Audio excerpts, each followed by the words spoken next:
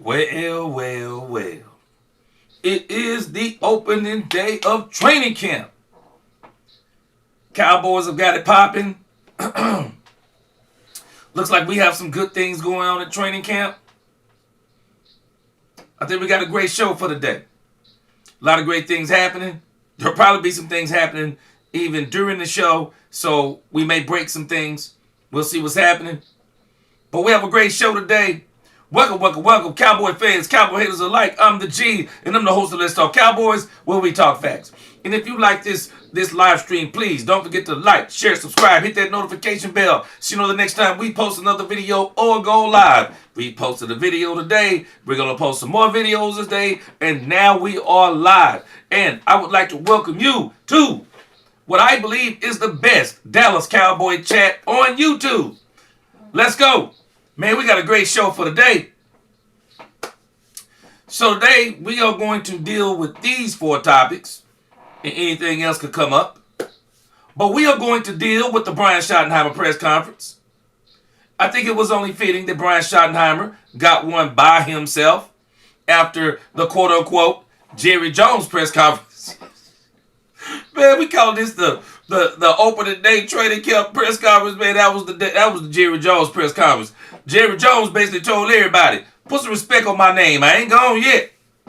But again, we have got the Brian Schottenheimer press conference. We're going to deal with the James Houston signing. We're going to look at the camp highlights. DallasCowboys.com has posted what they are calling the best camp highlights. And then over on X, I am going to go to X and I am going to let you see live Dallas Cowboy fans comments that they're making about this year's training camp. It's so interesting to always look and see what the other Cowboy fans and content creators and media writers are posting. So we're going to look at that. So, again, that's going to be the show for today, boy. It's going to be great. Schottenheimer press conference, James Houston signing, camp highlights from DallasCowboys.com, and then we're going to deal with these X comments. And anything else that may come on, I'm hoping that we'll get some player interviews, and maybe we can interject that in also. Yep, let's keep it going. We ain't going to interrupt the flow. We're going to go with the same music we got going right now. Booby D, what up with you? What up? He said, where you at, man? I'm at the crib. I'd love to be an Oxnard, but nevertheless, I'm here and we're gonna get this thing going. Poopy D got my back. Lord Nova 85 in the crib. What's going on with you? Daniel Lim, my right-hand man. What up? Daniel Lim, I told you they were not done. I told you they were not done. Daniel Lim, I'm gonna see if I can find where Micah spoke. Don't. Daniel Lim, all the other Dallas Cowboy fans, don't get caught up in the Michael Parsons drama. I'm not going to do it. Michael Parsons is as good as signed. Don't even fall into the trap. Ty Howard in the crib, what's up? Let's go, yes sir. Babatunde Adeshina, what's going on? Yes sir, it's old and poppin', let's go. Deion Jefferson in the crib. He said, I just left the first day of training camp out here in Oxnard. I'm excited here for this season. Hey, look in my, I think it's right there. If you got some footage, send it on over. Love to see it. Let's go. Got LaVon Colin in the crib. What's going on? You're not too late. Yes, sir. Poopy D, we talk facts over here. No doubt about it. Robert Simmons in the crib. What up with you? He said, well, on my way to work. Just came in to speak, but I'll rewatch after work. Hey, tune in if you can. Let's go. Rena Zaguini, what up? What a day to be a Cowboys fan. Jared Thomas in the crib. Yes, sir. Jared Thomas, number 1 Dak Prescott fan. I'm number 2. Jared Thomas said Jalen Hurts on YouTube. Stan on YouTube told me that Dak Prescott is the biggest choker in NFL history. Really? He not even the biggest choker playing right now. Exactly. Herbert continues, Jared, to be on everybody's top 10 list, and I don't understand it. Oh, 3, what up? Azteca, what up? Robert Dudley in the crib. Azteca said, catch me at the Cowboys versus Rams preseason game, Saturday, August 9th. We taking over SoFi Stadium as per usual. Let's go, Azteca. Yes, sir. All right, we about to get this thing started. We got a lot to cover today. Davion Wallace in the crib. Let's go, DC4L. I'm ready to go. All right, y'all hit that like button as you come in. So, I thought it would only be fitting. Brian Schottenheimer. He got his own press conference today. And I'm sure this is a relief after that debacle from yesterday. I am sure yesterday.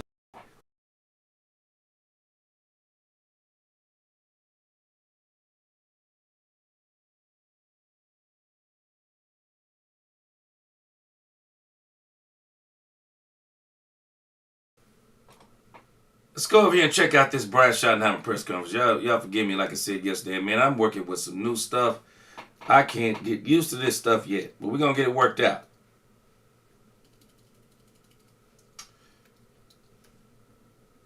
So Brian Schottenheimer got his press conference. Brian Schottenheimer, I believe, was able to make up for some of the nonsense that was going on yesterday. And I'm pretty sure how toxic this is. If you're still using I'm pretty sure a lot of you are really happy that we're not going to have to sit through the whole thing with Jerry Jones again. It was... Hold on a second. Give me just a second.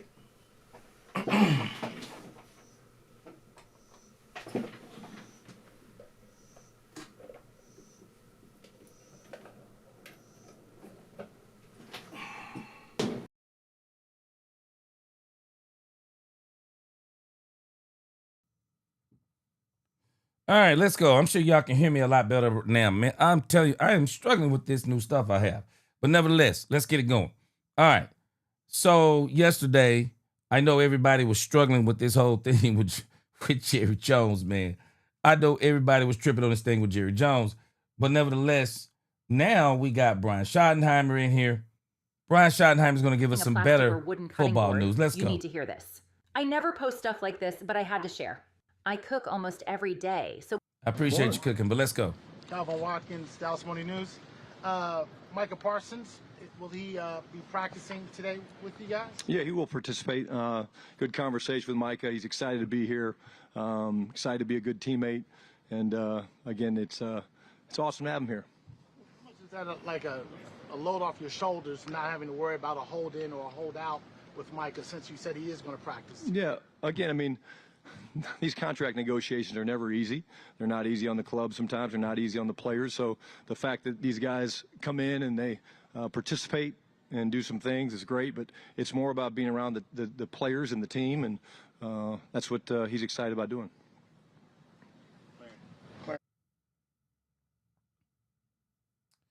I'm actually hoping as we continue to go on, I'm actually hoping that we just stop getting the Micah Parsons questions. I don't understand. I understand it, but I don't understand it. We really shouldn't be falling for all the Micah Parsons stuff.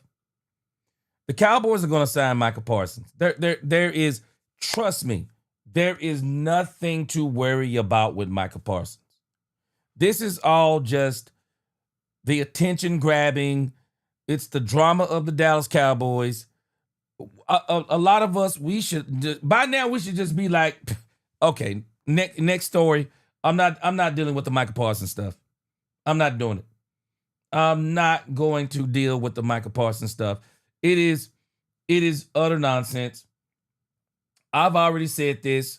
Now, even Clarence Hill is saying the same thing now that I've been saying. Money isn't the issue with the Cowboys signing Micah Parsons. I've already said this. I said this weeks ago. Jerry wants Micah Parsons to be the highest paid non-quarterback. He wants him to be. And I don't understand everybody. Ooh, leadership. Did Jerry Jones not make it clear to y'all yesterday? For everybody who's so mad at Jerry Jones, I know because you're mad at Jerry Jones, you can't think and hear clearly sometimes. Jerry Jones made it utterly clear that those players who are in the upper 10 percentile of players paid in this league, and those players consist of Dallas Cowboys, those players are expected that even when they're in a contract issue, they're expected to be at camp. They're expected to be at OTAs. Their presence is expected. Did anybody not hear Jerry's I don't know how any more plainer Jerry could have said it. Jerry said he was glad Michael was there. You don't think Brian Schottenheimer told him he needs to be there? Hey, show some leadership. You're going to get paid. Yeah, of course he's going to get paid. I don't understand all the but I understand the media. I understand the media. The media is looking for the stories, but I'm telling you, this stuff with Michael Parsons is dumbness. It's nothing but a bunch of just propaganda. It's how Jerry promotes his team through drama, and everybody's acting like, ooh, the Cowboys are doing Michael wrong. Explain to me how. Somebody explain to me how Jerry is doing Michael wrong. The media is so dumb. Jerry knows exactly what he's doing. And he knows he is about to make Michael Parsons the highest paid non-quarterback in the NFL. Jerry ain't sweating none of this stuff. This is just what Jerry does. And I wish people would stop asking all of the doggone questions about Michael Parsons. Why are we continuing to fall for this? The man is going to get signed in a story. Brian Worley in the crib, what's going on with you? He said, man, yes, sir, fat meat greasy. Hey, Brian Worley, Jerry already know. Jerry already know he gonna pay this man. Alan Moore, what's up? Beautiful day to be a Cowboys fan. Star Guardian X, what up? Finally, training camp is here. Christmas before Christmas, let's go. Yes, sir. What up? I'm awake. Good to see you. C Base in the crib. He said Pickens fumbling in practice. I saw that. I'm wondering if that's going to be one of the highlights. He said, nah, fam, better clean that up. Emphasize ball security. I don't want to see that come regular season. But C-Base, understand, this is Matt Eberflus's defense. Don't be surprised if you see a lot of turnovers in this training camp, because Matt Eberflus, that's a staple of his defense, turnovers. So again, no need, guys, no need. Y'all keep the comments coming. I'll come in and out periodically. The Michael Parsons stuff. No need to panic. Oh, you know why people act like the man is gonna get signed. He's at training camp. We calling it leadership. I call it a part. I call it, this is par for the course.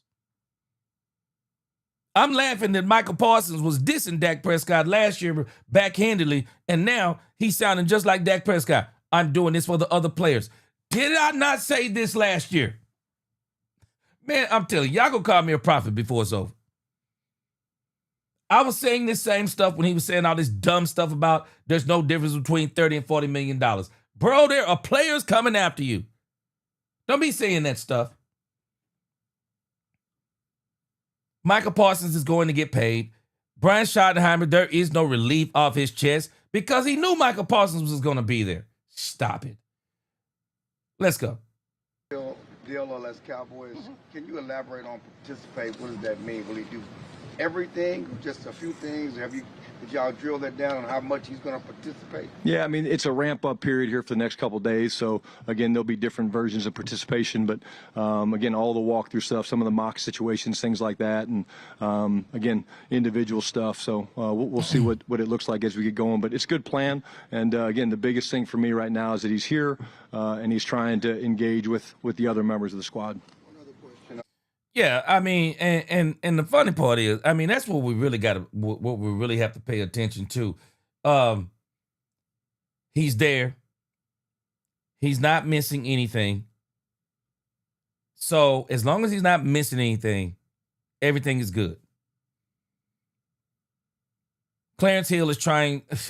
I appreciate Clarence Hill, but Michael Parsons is not going to participate in everything. Period. End of story. Michael gonna walk through. He'll do a few walkthroughs. Michael's gonna do some of that stuff. I don't see Michael doing any of the full speed stuff. I don't see it happening. I don't think he'll do any of the full speed stuff. Michael is not trying to do anything that he feels like that's going to put him in harm's way. So he's not going to do any of that. But I'm hearing now, though. I'm hearing now that he didn't do some stuff today because he's saying that it's a back issue. Come on, man. Are we really falling for this stuff, man? Come on, man. Come on, man. I'm telling you, I'm to the point, guys. I'm to the point. I've been here and done this. I'm not even tripping on this stuff, and I'm surprised. And I know the Dallas media trying to get their clicks and likes and stuff too. Everybody trying to eat. We all trying to eat. But this Michael Parsons story to me, dead. I'm just telling y'all, dead. Seen this story before. This man is getting signed. Period. End of story. Done with this story. Dominique Pittman in the crib. What's going on? I appreciate you, Brian Worley. He said best show on YouTube. Appreciate you. Lisa Worley, are you in the crib? I think I saw you. Okay, y'all hadn't seen any camp stuff? I got it for you. Don't worry. I got plenty of camp stuff for you. We'll get to that after we get done with this. Yeah, kidding. Again, don't even worry about this thing that's going on in camp. This is actually part of Matt Eberflus's defense. So let me tell you something. Everything we've seen so far has been about the offense. When they put them pads on and they get the cracking, you're going to see how good this defense is. We're gonna see how good this defense is. Matt Eberflus got these guys with a different type of mentality, I believe. Yeah, I'm with you. Awake, he should have signed him earlier. But I'm awake. I said it before. I don't think he wanted to. I think this is what he wanted. And Jerry's getting what he wanted. Jerry's in control. Furious Styles in the crib. What up? Daniel Lim, he said, gee, so you think that Michael's agent called him the Jones boys and the Jones boys not answering in a ploy tactic?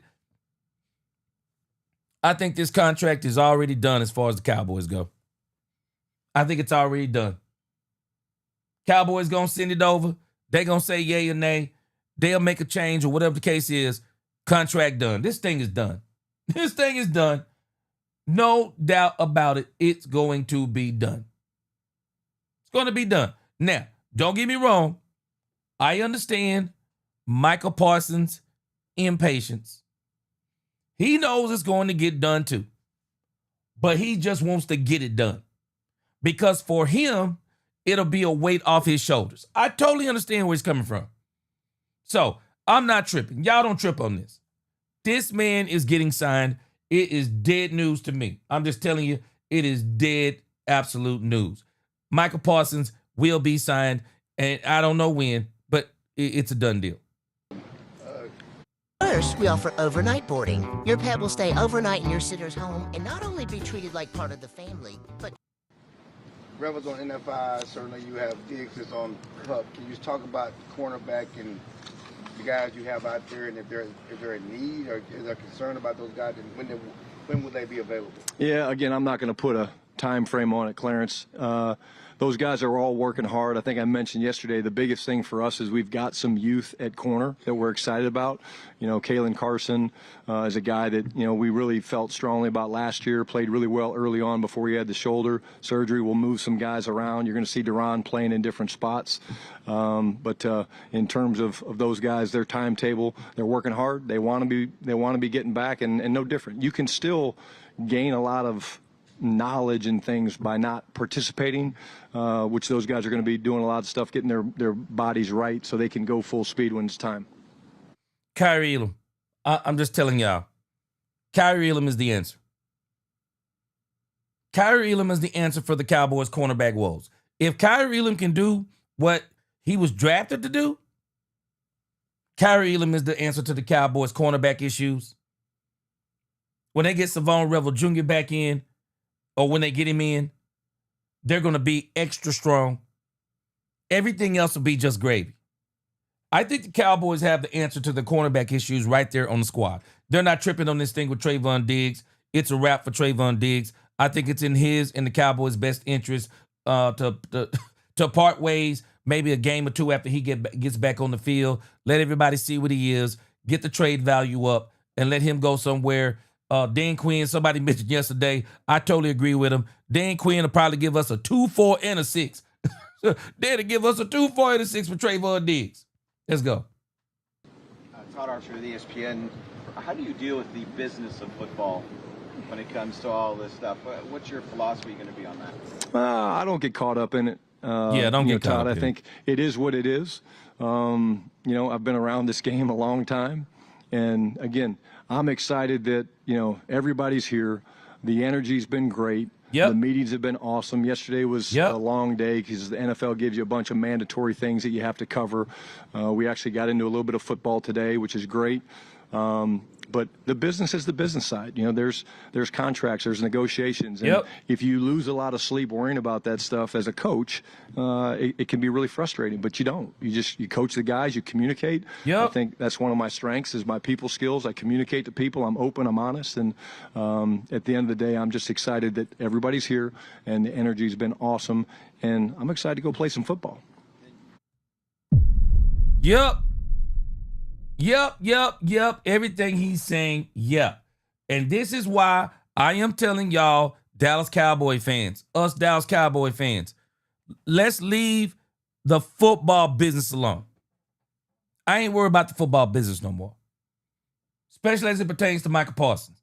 I'm not worried about the football business. I'm not worried about it. It's nothing but a distraction the more you get caught up in it. I am not going to get caught up in none of this Michael Parsons business. Nope. He gonna get signed. I'm confident he gonna get signed in the story. And that's why I like the fact that Schottenheimer, hey man, you just talk about who's there. Just talk about who's there. Tell it like it is. What up? He said part ways is insane for a top 5 cornerback in the league. Tell it like it is. Tell it like it is. Trayvon Diggs is no longer a top 5 cornerback in this league. He used to be a top 5 cornerback in this league. There is nobody that can make a legitimate argument that Trayvon Diggs is a top 5 cornerback, because even when he was healthy last year, the numbers didn't show he was a top 5 cornerback. One of the things about the Cowboys, we got to be very careful. We love our players. We accuse Jerry of loving his players. We love our players too. We fall in love with certain players. But the truth is about Trayvon Diggs. Trayvon Diggs is no longer Trayvon Diggs. And tell it like it is. The comparison is himself. We're not even comparing him to the Surtains because he's not nowhere near that. He's nowhere near.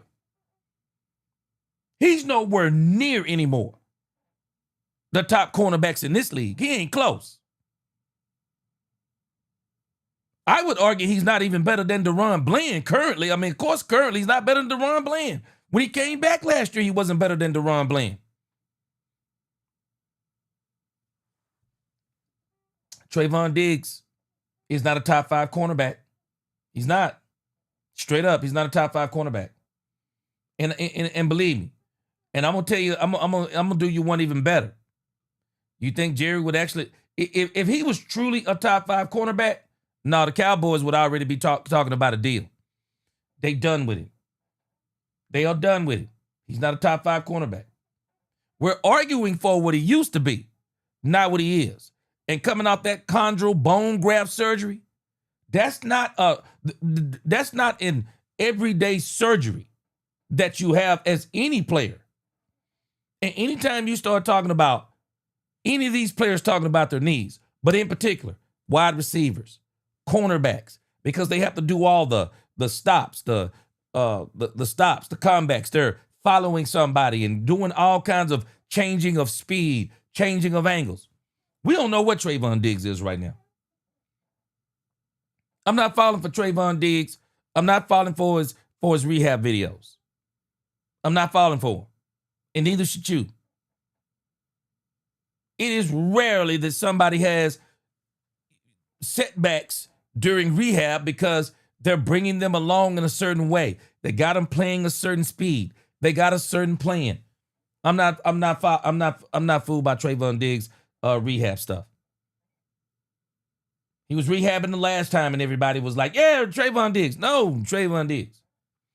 My advice, if I was advising Trayvon Diggs, don't you touch that field. Don't you touch that field for the Cowboys until you're 100%. Until you're 100%. Because some people make the argument, yeah, of course he wasn't playing that good. He was coming off injury. Okay, he coming off injury again. Duh. He not just coming off injury again. He coming off injury again after an injury. And then we got people acting like, well, he going to come back off an injury and he going to be back what he was. He wasn't what he was when he came back off the first injury. And that's why the Joneses are so mad, is because they're saying his rehab wasn't good. It was his own rehab that he didn't get after the way that he should have. And now they're saying it again. They're furious at him because they're saying, no, you should have been rehabbing here. He not what he is, tell it like it is. He not what he was. And we don't know what he gonna be. But the Cowboys are basically saying, we're not taking a chance. I believe that's what they're telling us. They're not taking a chance because this is the second season. Last season, you didn't rehab right. You didn't approach it right.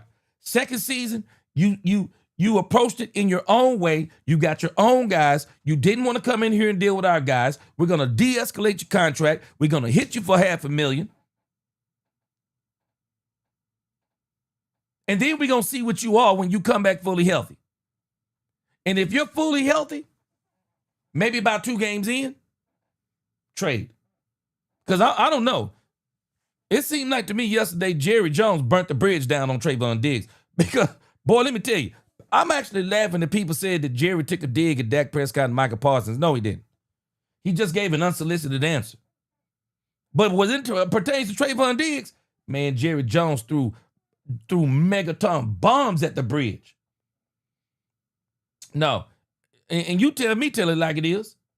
After what Jerry Jones said yesterday, you want to still be here? Shoot, I'm out this joint. Hey, bro, I'm going to get my body 100% healthy. I don't have to put up with this. Last year, my guaranteed money, they probably going to trade me anyway. So you know what I'm going to do? I'm going to get my body back to 100%. I'm not doing 99. I'm not doing 98. 100%. So that when I hit that field, I'm auditioning for 31 other teams. Telling you. These guys better get in line. Jerry Jones talking crazy. And you be cut from the team. Hey, Uncle Charles, show. Jerry ain't playing. In particular, he not playing with Trayvon Diggs. Because Jerry sees Trayvon Diggs as expendable because of the way he did his contract. He sees him as expendable. He sees him as expendable because of the injuries. He sees him as expendable because he watched the play when he came back from the first injury. Man, Jerry ain't playing with Trayvon Diggs. Straight up, tell it like it is. But again, the Michael Parsons stuff is dead news. Dead news.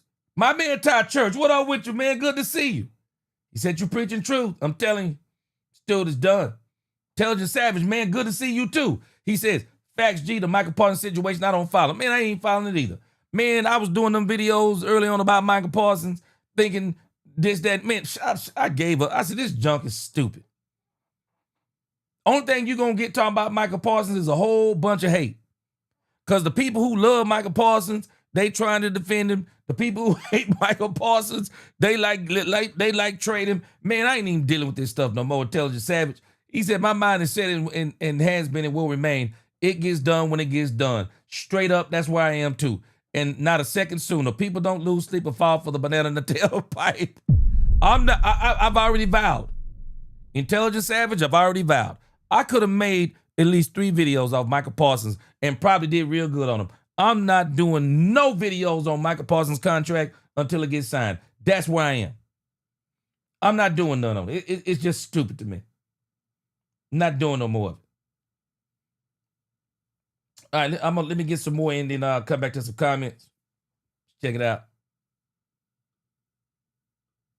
About that cheer for a while and having that first team meeting at a training camp, did it match up to what you thought it would be? It really, I haven't given it much thought. I think once you do it, those first couple times, you kind of get used to it. Like I said, the one thing about me, I've always been authentic. I'm going to lead to my personality. We did have a competition. Somebody asked about it yesterday. Dak did beat Mike in ping pong, so that's big news to report. I'm sure Michael loved that I said that. But please make the note, Micah did not have his paddle. So because he didn't have his paddle, does it count? Probably.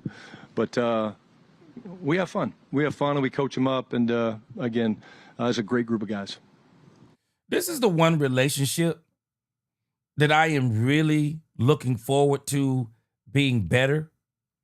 Now that Micah Parsons has matured some, I believe, and he's been now listening to his agents or his agent and where they placed him in the locker room, right by Dak Prescott. The relationship that I want to see become really tight is Micah Parsons and Dak Prescott. Because Dak is the leader of the team. But Micah is the leader of the defense. At least for right now, he's the leader of the defense. I really want them to have a great relationship so that Micah Parsons can get his defense to the point of saying, we got Dak Prescott's back no matter what. I want him to get that defense to that point. Because when your defense is playing like that, man, when you got somebody that really loves the quarterback, I'm telling you, it is the type of thing that really helps a team grow. And so I really hope that Mike and Dak really get a very strong relationship. I'm not sure what it is now, but just some of the things that I used to hear Micah say, it didn't seem like it was as strong as it should have been. But I'm really hoping now that that relationship gets really strong so that they can really just galvanize this team. Before you start... Yeah, so they can really galvanize this team. With the athletic, can you give us just like maybe one portion of today's practice that you're really looking forward to the most? Probably the blitz period. I think blitz periods this time of year when you don't have pads on, it's a ramp up period, like I said earlier. So you're really in helmets. You don't even have the soft protective shoulders. So I think we're going to build off what we did in the spring in terms of learning how to practice. Our tempo is clearly defined of what we're trying to do. And, that's always a good one because there's a lot of moving parts, there's a lot of disguise, and it usually is the fastest period in practice because there's movements, there's hot adjustments, there's cross trappers, things like that. So I always kind of like that, maybe as the old QB in me, how to pick up blitzes and test your protections against all of Flus's cool blitzes. Let me tell you what he's really saying. This man is ready to get to the pads. He ready to get to the pads, y'all. Because these practices that we've been watching, this is just offense. This is just skill position stuff. This dude, one thing I'll give Schotty. Schotty is very serious about his interior. Defensive and offensive line. He understands something. You win championships with that. When you can move furniture on both sides of the ball and control the lines of scrimmage. When you can move teams backwards on defense. When you can move teams out of the way on offense, it opens up the entire game plan. You want those interceptions? That's how you get them on defense. Is what that when you got a defensive line that tells the quarterback, bro, you ain't got 5 seconds back here. You got 2.5 at the most. When you got a defensive line that say you're not running the ball today. When you put a team in a headlock and make them one-dimensional. When your offense says, hey, it don't matter what you're doing. Man, I saw a video the other day posted by Law Nation Sports. They were talking about Larry Allen. Jay Tuck from the Giants, I think it's from the Giants maybe. But Tuck said Larry Allen was a nightmare. He said Larry Allen would come to the line and go, woo, woo. Tuck said you knew they were running to that side. He said there was nothing you could do about it. Boy, with your offensive line like that, you going to the championship. You going to the championship. Shotty is ready to get to, he wants to get these pads on. He's got to see what his trenches look like. Man, let me tell y'all something. We don't know. I don't even think we have to worry about this offense. Man, we've seen Dak Prescott with 10 times less than what he has now. Man, we've seen Dak without Turpin. Man, we've seen Dak without Pickens. We've seen Dak with nothing but CD Lamb. We know what Dak gonna be. Man, we seen Dak with Noah Brown and Eaton. We already know Dak gonna eat. What we need to know is what is our O-line and D-line doing. Because when we know what our O-line and D-line doing, I don't give a doggone by any list. We know where we're going.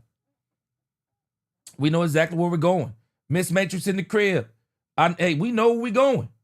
We get that line together, we ready. We ready, we get that line together.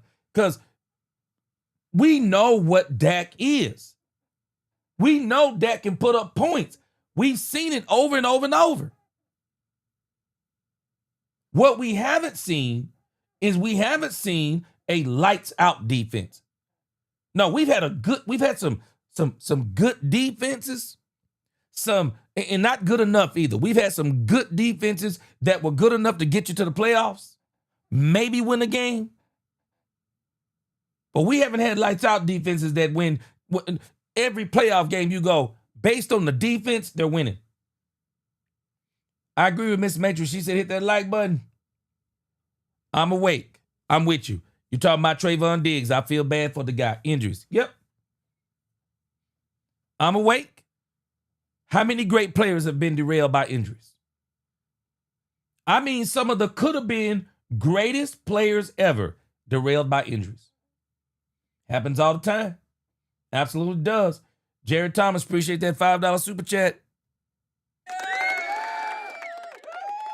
He said Danny Parkins has Justin Herbert ranked third, saying that blaming one player for a playoff loss is absurd. He says it's a team game, and Justin Herbert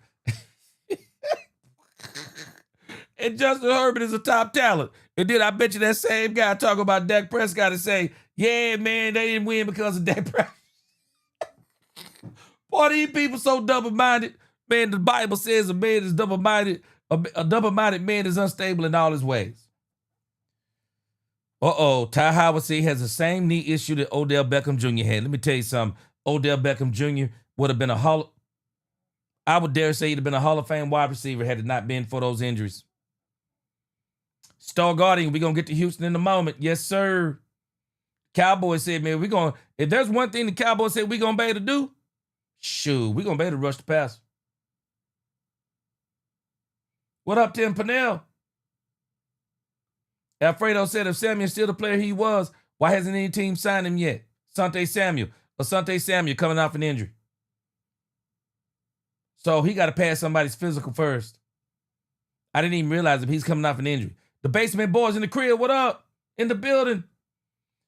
Dominique Rose, you think there's a chance he didn't take the first rehab series, learned a lesson, and could come back ready this time? Jones is just waiting to see what they got this time. Dominique Rose, again. Hey, you tell me. Boy, after the way Jerry went after this man yesterday, ooh-wee. After the way Jerry went after Trevon Diggs, would you still want to play? I mean, we got people crying over a dig. Oh, man, Jerry insulted Michael Parsons. No, he didn't. He insulted Dak Prescott. No, he didn't. He just simply said, you can sign a player, it don't mean you're going to have him. That's a true fact. And the reason why we know this is a true fact, because we signed Trayvon Diggs. What did he do?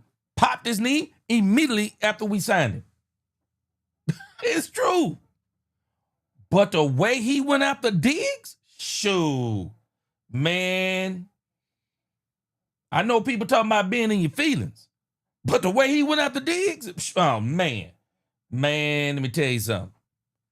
And then, and then you didn't have to take that 500,000. You took that 500,000. Man, I don't know about y'all, man. That's burning the bridge type behavior. Boy, that's burning the bridge type behavior. Man, you don't get to do that to a grown. Man, you don't get to do that to a grown man. That's tough. Jared said, G, you're right. Danny Parker says Dak ranked 11th. He said, state that Dak Prescott has to step up in the playoffs. Exactly. Appreciate it, Jared Thomas. Boy, exactly, man. These people double-minded, man. I ain't see, man, these people got a double standard when it comes to the Cowboys. But again, y'all, everybody talking about Trayvon Diggs. Y'all tell me. I mean, the way Jerry went after this man, relentlessly went after him yesterday. You ready? You want to still play for the team? Man. And the way his contract is, this dude better come back in 3/4 of a season, have 10 interceptions. Because I'm telling you, anything short of that, the way that contract is structured, shoot, they're going to save $13 million. They're going to save $13 million on Trayvon Diggs. $13 million. Nah, I think he done, man. And I'll be honest with you, I probably wouldn't want to play. I'd probably be like, hey, man, you know what? I don't really trip on a lot of the contract talk because that's just crazy, Jerry. But boy, when you go after me and start talking about I'm not a leader, man, boy, I don't know. Man, boy, y'all different than me. Shoot, y'all different.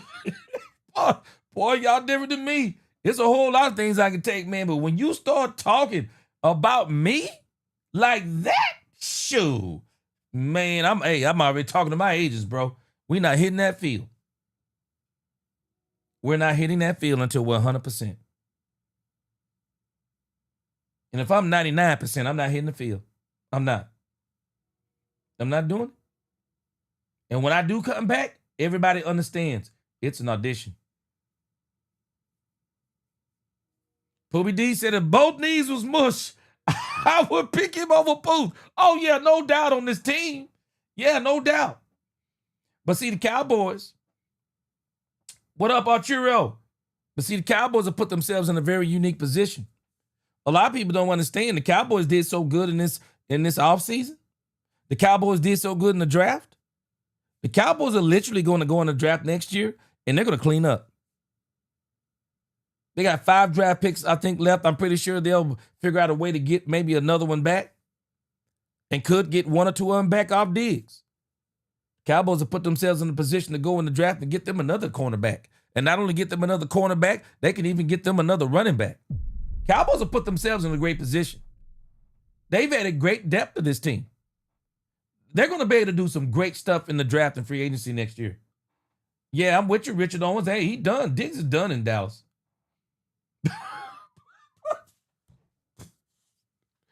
Poobie D, come on, man. Come on, Poobie D.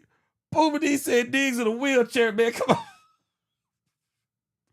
Man. Okay, let me get back to this thing. Let me read a couple more of these things. Tell you Sam said facts.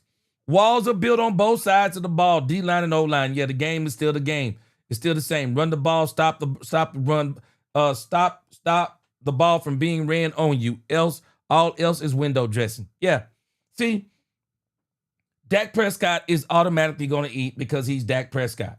What we need to see is what is this defense? What's the defense? And I think that's why they're asking Shotty, like, hey, man, you excited? Well, you know, what part of practice you excited about? He had a hard time thinking. He's like, man, I done seen this stuff in OTAs. This is just a little bit, it's maybe half a step up from what, OTAs? Same stuff right now. It's not until they get them pads on. And when they get them pads on, it's going to be over.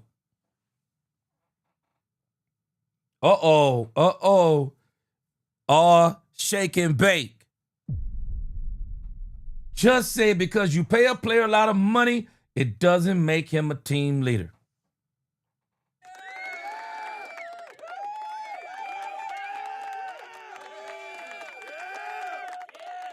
Now, I made this clear yesterday, Shake and Bake. See, Jerry has this is Jerry's thought process. Jerry is saying that even if you're not a leader, the one example of leadership we want you to set, if you're one of the highest paid players on this team, we just want you to be here. That's all he was talking about yesterday. That's all he was talking about. And he is ticked that he didn't come in for that rehab. And so they docked him. But you're right, I'm with you on this. Not everyone is a leader. Now, if it's in his contract to be there, then he needs to be there. And it was in his contract that if you didn't be there, you were going to get that $500,000 dock, and they docked him. They docked. Poopa D and her clown, and he said Booth couldn't even check him. He haven't ran a route in 15 years. Dagger said, gee, if you cut Diggs, your cornerback room would be Bland, Revel, Elam, Carson, Izzy, Butler, and Booth. I think they're content with Bland, Revel, Elam. Wanye Thomas could actually be J. Lou's replacement. And I don't think the Cowboys are done. We saw they already signed Houston. I think the Cowboys are still going to be looking at the cornerback position. I'm not going to be shocked if Stephon Gilmore finds his way with the Dallas Cowboys. Stephon Gilmore, to me, would absolutely lock down this thing. He would absolutely lock down this cornerback room for him. Ken Pittman said, Trayvon said he's not a vocal leader himself. And again, you think about what Jerry said. Jerry is basically saying, at the very least, if you one of them, and you one of them high-paid ones, we at least expect you to be here. And that's what he's basically saying about him. What's up, Chris DeVault? All right, let's get a little bit more, and I'll come to some of your comments. I appreciate you. Best chat on YouTube. Let's go. Adding James Houston, what do you like about him? Yeah, again, we're always just looking to add guys that have ability. Guy that we watched play for a while. I think we made some other moves too with Winfrey and Rochelle and guys, veteran players like that. This is going to be a physical-ass camp, and so we want to shore up certain areas that are in the trenches doing those things, and excited to get him out here. He's got a big learning curve that he's got to adjust to, but he'll do great. And again, you guys know the deal. It's 365. You're always looking, and Will and his guys do a great job along with Steven and Jerry. And but I like the look of these new guys that we've added. Don't worry. I'm telling you, I believe the Cowboys are not done yet. I think they're still going to probably bring in another corner. I'm thinking maybe a Stephon Gilmore. I'm telling you, wherever the Cowboys think they can upgrade, they're going to upgrade. You watch what I tell you. Nick Harris, Forward Star Telegram. You had said back at the league meetings that no jobs are being handed out. You have the compete every day mantra. How competitive do you expect this camp to be compared to years back? Well, hopefully it's the most competitive practice that I've been around. Otherwise, I'd be disappointed in my messaging and getting that across to the guys. I think what makes it, Nick, that competitive is the pieces that we've added. You know, you look at our roster from top to bottom, and we've filled in a lot of blanks. I mean, we've added some really good football players, and through free agency, through getting our guys back. And then, of course, the fact that that's the mantra and the mindset is we're going to compete in everything that we do. I would be very, very disappointed if it wasn't an extremely competitive deal. We're going to move guys around. That's part of playing the game. You know, no one should be given a spot. You know, we need to push Dak. We need to push Tyler Booker. You know, there's guys like that, you know, people think, well, he's enshrined in that spot. Yeah, I mean, he's got the lead, but he's not been named the starter yet. We got a shit ton of football to play before we make any final decisions. All right, calm down, Brian. We ain't putting a $60 million man on the bench. And we definitely not putting Tyler Booker on the bench. No. But I get what you're saying. You want it to be competitive. And you want it to be competitive to where guys are performing at a very high level, because that makes other guys say, yeah, that's good, but watch what I'm going to do. So I appreciate what you're saying. He wasn't on that list that came out with you guys as far as NFI or PUP. How excited are you to get him back, and then his recovery? You've had a front row. Jellyfish Lighting is an all-in-one. Yeah, I can appreciate what he's saying about competition. Decorate for all holidays like Christmas,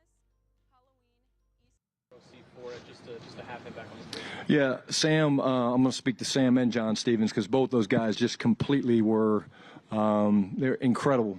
I mean, you talk about Sam, he did not miss a day. I mean, he really didn't. He didn't miss a day. He looks amazing. Again, we're going to be smart with those guys. They haven't, played throughout the spring, so we'll be smart with those guys and how they participate. But cannot say enough about how bad he wants to go. And then, for John, I mean, John is just one of those feel-good stories, man, where you're like, hey, this guy, when the injury happened again, he could have really gone in the tank, and he didn't. And I think that's a testament to the young man. Same thing. We just had a walkthrough, and he made some mistakes that you would imagine, but he was kind of making them thinking and going full speed in his mind. But that's why you do this. That's why you have the talk-throughs, walkthroughs, mock situations, and things like that. But kudos to both those guys for what they did in the spring, and also to really Jim and Britt and the training staff and Harold and the strength staff for getting those guys back to where, they're not on PUP. Sam Williams is shaping up to be maybe one of the most insane players that nobody expected to be this year. Sam Williams, if he can stay healthy, man, Sam Williams is going to make some noise. I think Sam Williams is going to make some noise. Sam Williams is going to be on this team, I believe, for the next few years. Dante Fowler is a one-year rental. Sam Williams is gonna make his mark, and he's gonna be, I think he's gonna be a big part of that rotation for the Cowboys going forward. This dude, I think he's gonna be nice this year. Tommy R, DallasCowboys.com. With this being your first camp, kind of running the show, are there things that you've taken from Pete or Mike in the past just to sprinkle in that kind of mixed together to make it Brian Schottenheimer's camp? And if so, what are those kind of aspects that you've kind of mixed? Yeah, it's a good question, Tommy. The answer is yes. I'm a big note taker, and so I would go back probably to Steve Spurrier, my dad, Dick Vermeil, and I just always would write down things that I liked. Hey, when I get a chance to run a football team, this is what I like, or this is what I believe in. This is what I don't like, or what I don't believe in. And it's been rewritten a number of times. My vision and some of my things that I truly believe in have been adjusted. If you would have asked me, if I take a job in the early 2006-7 years, does it look like it does today? Probably not, just because of the experience that I have now. And but yeah, I mean, I have notebooks upon notebooks that I've referred back to over the I'd say the past 15, 20 years in this business, and I plan on giving them to my kids one day and letting them have that for my grandkids. Coach, not having Zach Martin here for this camp, where have you seen the drop-off, and where do you expect this younger group to take the step up? Specifically offensive line? Well, I think it starts, with the young players, rookies from last year. I think Cooper Beebe, obviously. Wait a minute.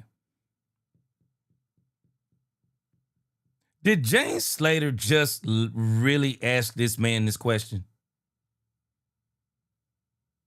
I could see her asking, like, what is it being like without Zach Martin? But to ask this man, like, what's the drop-off been like? Come on, man. Man, come on, man. You really think this dude go through? Man, I'm going to come to the comments here in a few minutes. I want to try to get through this. I'm going to try to get to about the 15-minute mark. Then I'm going to come to the comments. Come on, man. You going to ask this dude to drop off? Man, thank you, Brian. Ignore that. Ignore the first part of that question. Guy that, went in and played very well last year for a young center. We expect really great things from Tyler Guyton.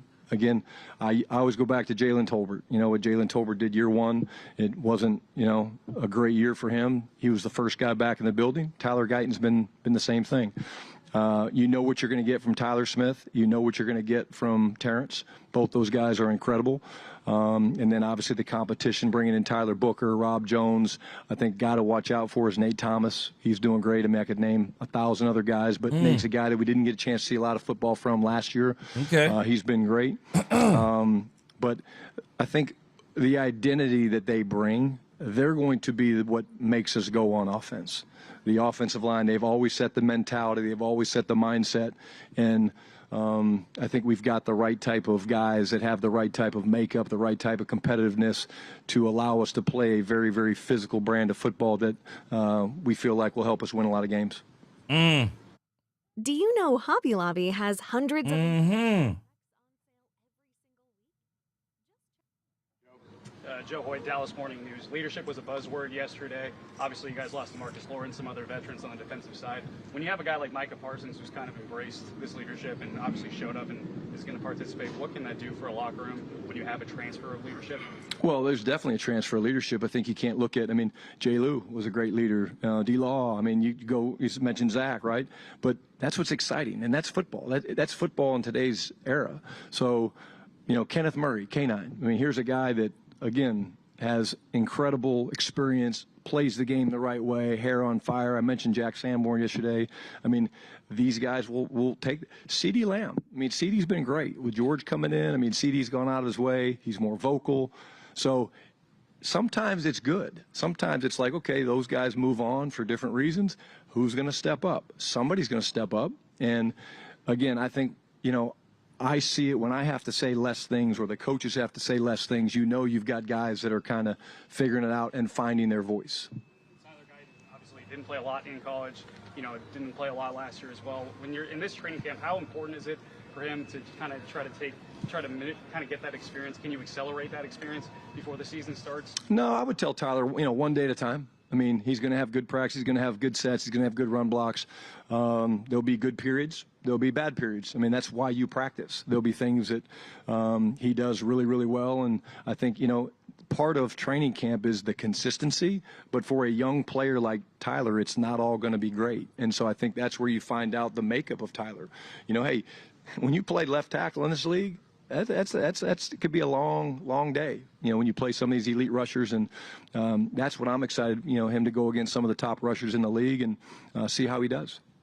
Brad Sham, Cowboys Radio 105.3, The Fan. Mozzie is reportedly considerably lighter. Is he still a 1, or is he a 3, or does it matter? When you look at our front, we obviously want the flexibility to do that. I would say he's starting probably as a 1, but we want to be interchangeable. And yes, he is lighter. He looks great.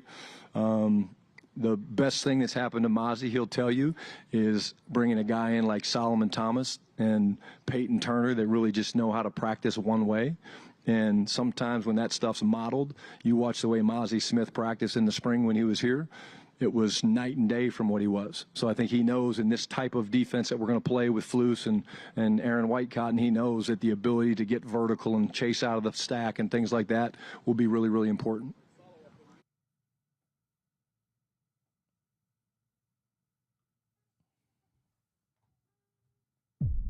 Okay, y'all help me out.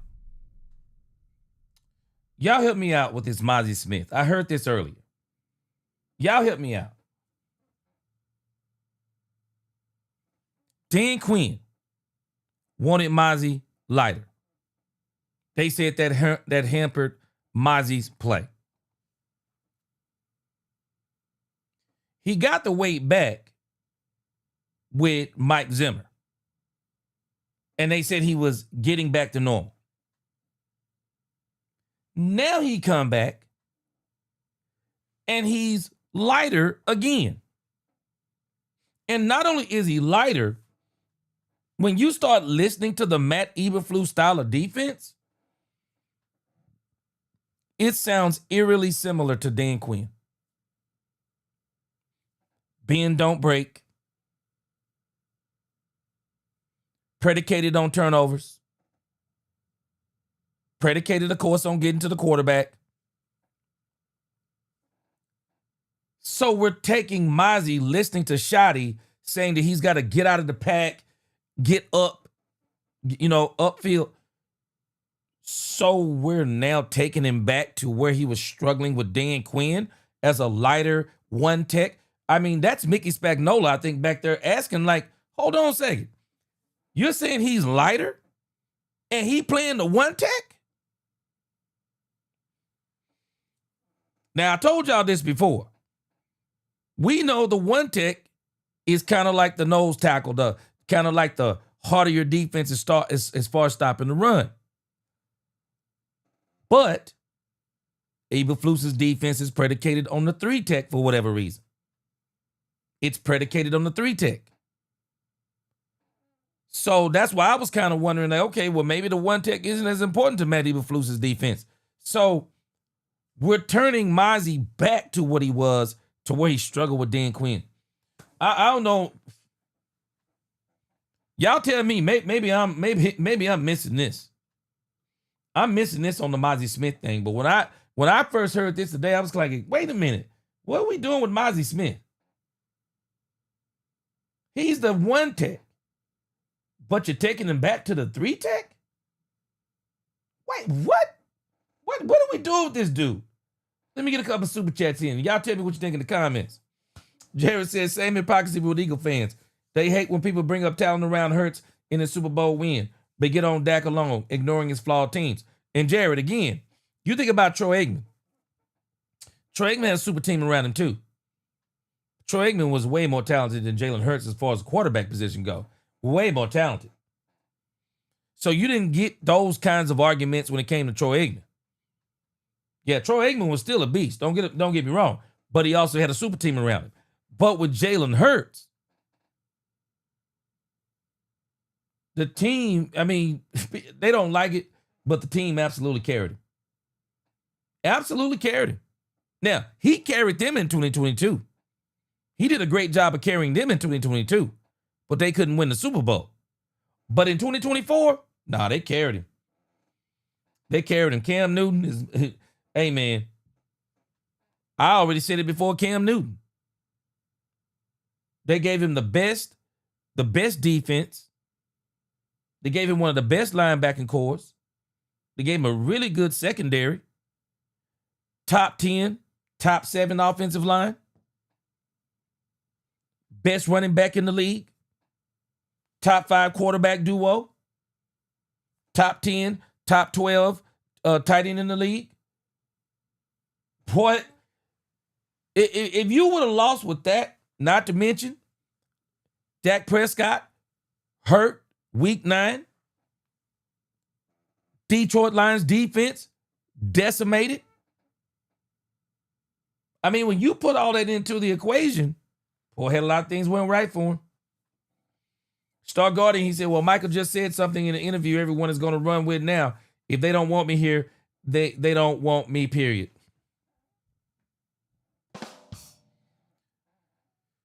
Pure drama. Pure drama. I saw it, Star Guardian X. Appreciate that super chat, you and Jared. Pure nonsense. Michael Parsons knows doggone well the Cowboys want him there. Pure nonsense. But hey, it's the drama of camp. It's what the Cowboys are doing. They went back. They've kind of reverted back to an old way of doing. It's just pure nonsense. It's pure nonsense. Again, Intelligent Savage said it. I think he said it. I'm not falling for the banana in the tailpipe. I'm gonna let the media and anybody else who want to argue the Michael Parsons stuff. Man, this dude getting signed. I ain't worried about this. It's craziness. It's craziness. Arturo, he said the key to the running game is going to depend on the offensive line on the first initial push which equals to practice. Yeah, they got blew off the ball last year. Straight up. Blew off the ball. Uncle Charles, you're exactly right. Jerry Joe said everybody's under contract. Uncle Charles said Jerry talking like John Gotti up in here. He right, though. He right. Straight up. I don't understand signing these 5th-year options if you're not gonna play on them. I don't. Dak owns Filthy. What up? He said, I wish Stevens could stay on the field. Keek says Shotty is a real and not robotic like Garrett and blend like Mike McCarthy. Shotty can relate. I agree with you. I agree with you. He's right. Yeah, Meat said this Slam Williams, G. Hey, this dude, he about to be a monster, man. He about to be a monster for sure. Jerry says, Meat, we had edge rushers like Ware, run stuffer, defensive tackle, middle linebacker who could stop the run and a good secondary man. I want that type of defense back. I can tell you the one thing I know we're going to be able to do, rush the passer. The question is, will we be able to stop the run? Robert Dudley, Gilly is in the final piece on defense in the secondary. Yeah, I'm hoping that they bring him in to kind of solidify that thing. Alfredo said he remember back in the days when Landry had difficulty getting on the same page with Tex.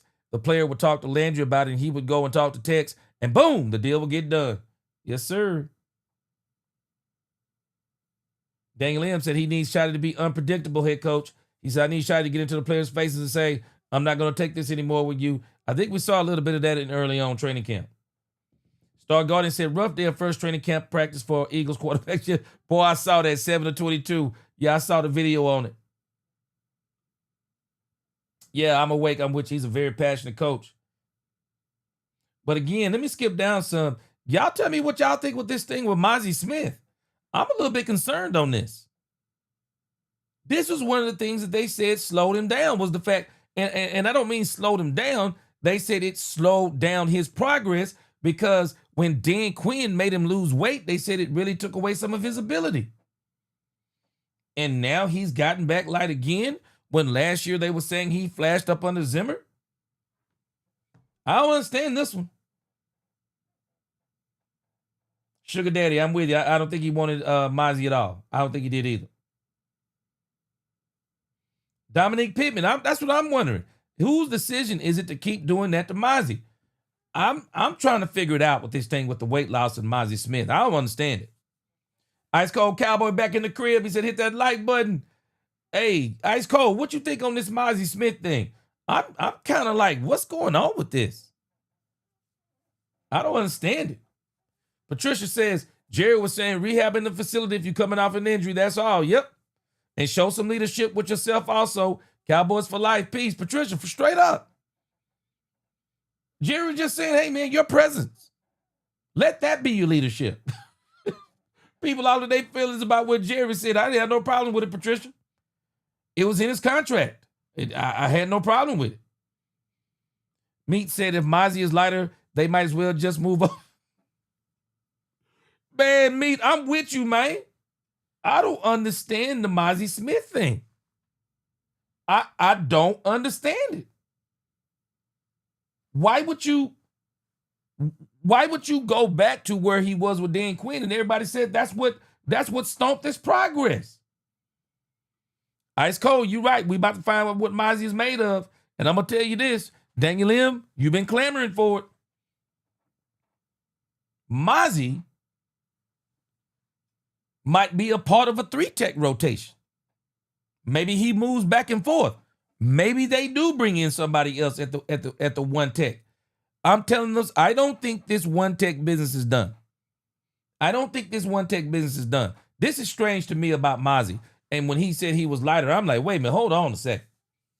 Intelligent Savage says, facts, and you don't need it to be all gravy for any of the Tyler BBs or Steel because gameplay, there will be trying moments. Yeah, this is the NFL. Straight up facts. He says, can't wait for those pads to come on. That's what Brian Schottenheimer is. Brian is ready for them doggone pads to come on and start crack-a-lacking so we can really see what them trenches look like. Because, man, I am really ready to see what Mozzie is going to do. Anthony Millette said, even if we don't play lights out, just make them blind. Yes, sir. Just make them blind to get everyone's attention. But seriously, I think we're going to surprise a lot of people. I do too. I'm with you, Anthony. Appreciate the comment. I do too. Jerry Thomas, appreciate that super chat. Jerry says, G of his 8 playoff games, 4 of them he's passed for well under 200 yards. Let that have been Dak Prescott. Oh, man, they'd have killed Dak Prescott. They would have killed Dak Prescott. Jerry Jones would have lost his mind if that was the case. Ain't no way. Uh-oh. DK said that Jalen plays great when it matters. Yeah, his players play great when it matters too. No, I don't think he was incredible during the Super Bowl. I think his defensive line was incredible. That's who I think was incredible, DK. But hey, you know what? I'd rather be a good quarterback on a super team. I've already said this before. I'd rather be a good quarterback on a super team than Dan Marino on an average team. because Dan Marino is probably one of the greatest quarterback, if not the greatest quarterback I know I've ever seen in my lifetime, and that joker never got a Super Bowl. So the question becomes, do you want the Super Bowl or do you want just the accolades? And if you want just the accolades, you can get them without winning the Super Bowl. Look at Phillip Rivers. Phillip Rivers is probably going to be, people will probably tell you, Phillip Rivers is a what? All-time top 25 quarterback? Never won a Super Bowl? Which one would you rather be? Would you rather be a top 25 quarterback that never won a Super Bowl? Or would you rather be Eli Manning? I'm just saying. I think a lot of this stuff is overrated when you start talking about it in the grand scheme of things. Because the reason why Eli Manning won a Super Bowl before his brother, and his brother was way better than him, is simply because Eli Manning had an insane pass rush in front of him that absolutely stifled the New England Patriots. Do we not realize that New York Giant defense stopped Tom Brady? That defense stopped Tom Brady. Stop Tom Brady and one of the best receivers we've ever seen in our life. All this number one quarterback stuff is overrated. You'd be surprised what you can do when you got a great defense. Your great defense will get you more chances. And that's another thing people don't understand. Man, when you got a great defense, they get you a bunch of chances. They not only get you chances, but they take chances away from the other team. DK, you can't give the credit to Jalen, bro. You can give him some credit. But when you got a defense that manhandles the best quarterback in the league, the way they did Patrick Mahomes, man, you're gonna win a whole bunch of games. Daniel Lim, don't rule it out. Don't rule out anything. C-Bay says, they dropped Mozzie off at Golden Corral. He went to get food and he didn't even plate it. They picked him back up and he left the buffet. He said, what they doing in that building, man? Man, I don't understand this thing with Mozzie Smith. To say that he went and got back light when we were saying that's the very thing that knocked him off his game? I don't understand that. Tells us Savage, and we're going to get back to Brian so we can get to some of these highlights. He said it's an issue with Mozzie for sure. He says to not get veteran assistants in here behind Mozzie is crazy work. You know what? I'm thinking especially now. Especially now. If you're saying that this dude has lost weight again, I wasn't saying it before, but I'm on the bandwagon now. You better get a one tech in here if Mozzie has lost weight. You better get a one tech in here. Straight up, if Mozzie has lost weight, get a one tech in here. He says, we won't know until those pads come on for running back and defensive tackle. Yeah, man, I'm telling you, if Mozzie Smith has lost weight again, I'm on the bandwagon. Man, you better get a defensive tackle in here. You better get a defensive tackle in here. If you want to turn Mozzie into a three tech and put him in the rotation with the three techs, okay, do that then. But you better bring a one tech in here. You're going to have problems. Chris DeVault, Michael will get paid. I know he will. That's why I'm not even worried about it. Trent Dilfer is the poster boy. Robert Dudley, you better say it. Man, hey, Trent Dilfer is the poster boy for having a great defense. Meek said that's facts, G. Philly's defense was awesome. They won that Super Bowl, now hurts. Meek, there's a reason why, who was it? Maybe Josh Sweat said that the defensive line deserves the MVP. I agree with him. Straight up. I agree with him. Poobie D. Eli beat Brady twice. You know why, Poobie D? Great defense. A great defense wins championships. End of story. DK said Manning was clutch in those Super Bowls. No, his defense was clutch. His defense got him chance after chance after chance. Those were not high-scoring Super Bowls. No. His defense got him chance after chance, DK. That's what a great defense does, man. They'll get you chance after chance. They'll let you keep striking that, they'll let you keep striking that iron until that fire starts, man. Hey, David Lawrence, Joe Flacco. Y'all already know we've done this already on this channel, man. We looked at the worst quarterbacks to ever win a Super Bowl. All right, let's listen to some more Brian Schottenheimer And then around 6 o'clock, I want to try to get y'all some, I want to try to let y'all see some of the film from training camp. Appreciate your comments, DK. Everybody else too. At the end of the year, will statistics play a role in his evaluation, or will there be things, whatever position he's playing, that he will do that don't necessarily have statistics and make you say, oh, we want to bring him back? Yeah, great question. Again, stats are part of the story, but if you're pushing the pocket and you're a one technique, or you're playing the zero nose, we move our fronts and we're multiple, as you guys know we're going to be. If he's knocking the quarterback back and we're getting pressure and sacks off the edge, to me that's a stat that we recognize as a staff. It's maybe not out there for the world to see, but stats are part of the process. But when you get to the interior defensive and offensive line, sometimes stats can be misleading. So he's asking a follow-up on this thing, like, so are you about to turn Mozzie like into a pass rusher? And Brian is talking about him knocking the quarterback back and things of that nature. Man, the way they're talking right now, I wouldn't be surprised if the Cowboys are already looking for a one tech. Right now, I would not be surprised if the Cowboys are already looking.